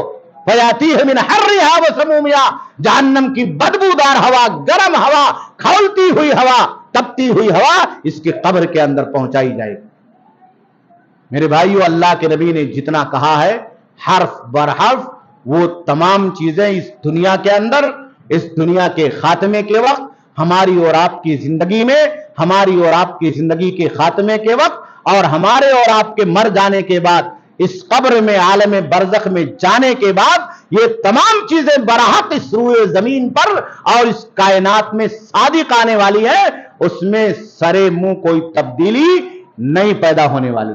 اللہ کے نبی نے جتنا کہا اتنا ہمارا اور آپ کا ایمان ہونا چاہیے، اور اتنا ہمارا اور آپ کا یقین ہونا چاہیے، اور یہ ایمان ایسا ہونا چاہیے کہ ہم عبرت حاصل کریں، ہم اپنی زندگی کو صحیح اعمال میں تبدیل کریں۔ ہمارے ایمان میں جو کھوٹ پیدا ہو گیا ہے، ہماری زندگیوں کے اندر جو کھوٹ پیدا ہو گیا ہے، ہمارے معاملات میں جو کھوٹ پیدا ہو گیا ہے، ہماری نیتوں میں جو کھوٹ پیدا ہو گیا ہے، اور ہماری نیکیوں کے اندر جو کھوٹ پیدا ہوتا جا رہا ہے، ان تمام چیزوں کو ہم تبدیل کر کے ایک سچے، پرفیکٹ اور کھرے راستے کے اوپر آ جائیں، تب ہماری اور آپ کی زندگی کامیاب ہوگی۔ آپ نے تقریر سن لیا، اس کے بعد چلے گئے، فجر غائب، سب غائب، تلاوت کلام غائب، اسی راستے پر چل رہا بندہ، جس راستے سے آیا تھا اسی راستے پر چل رہا ہے۔ جمعہ آ گیا، کہتا اگلے جمعہ سے ایک دم تیار، پتہ لگا اگلے جمعہ آیا تو اور 2 گھنٹہ سو رہا ہے۔ پچھلا رمضان نہیں پایا تھا، اچھے سے نہیں گزارا، کہ اچھا اگلا رمضان آ جائے گا نا تو آپ کی مسجد میں ایک دم بالکل دھرنا دے دیں گے۔ پتہ لگا وہ رمضان آیا تو لاپتہ آدمی ڈھونڈنا پڑ رہا ہے۔ آج سے، ابھی سے اپنے آپ کو تیار کر لو کہ یہ پوری دنیا کی تمام مخلوقات، یہ کائنات کا ذرہ ذرہ اللہ رب العالمین کے بنائے ہوئے نظام فنا کی طرف جا رہا ہے، اور ساری مخلوقات فنا ہو جانے والی ہے، ہم بھی فنا ہو جانے والے ہیں۔ قیامت آئے گی، قبر آئے گا، عالم برزخ آئے گا، اللہ کی طرف سے حساب ہوگا، پوچھ تاچھ ہوگی، اور ہم سے پوچھا جائے گا ہم کیا کر رہے ہیں اس پوچھ تاچھ کے لیے، تب تو ہم کامیاب اور کامران۔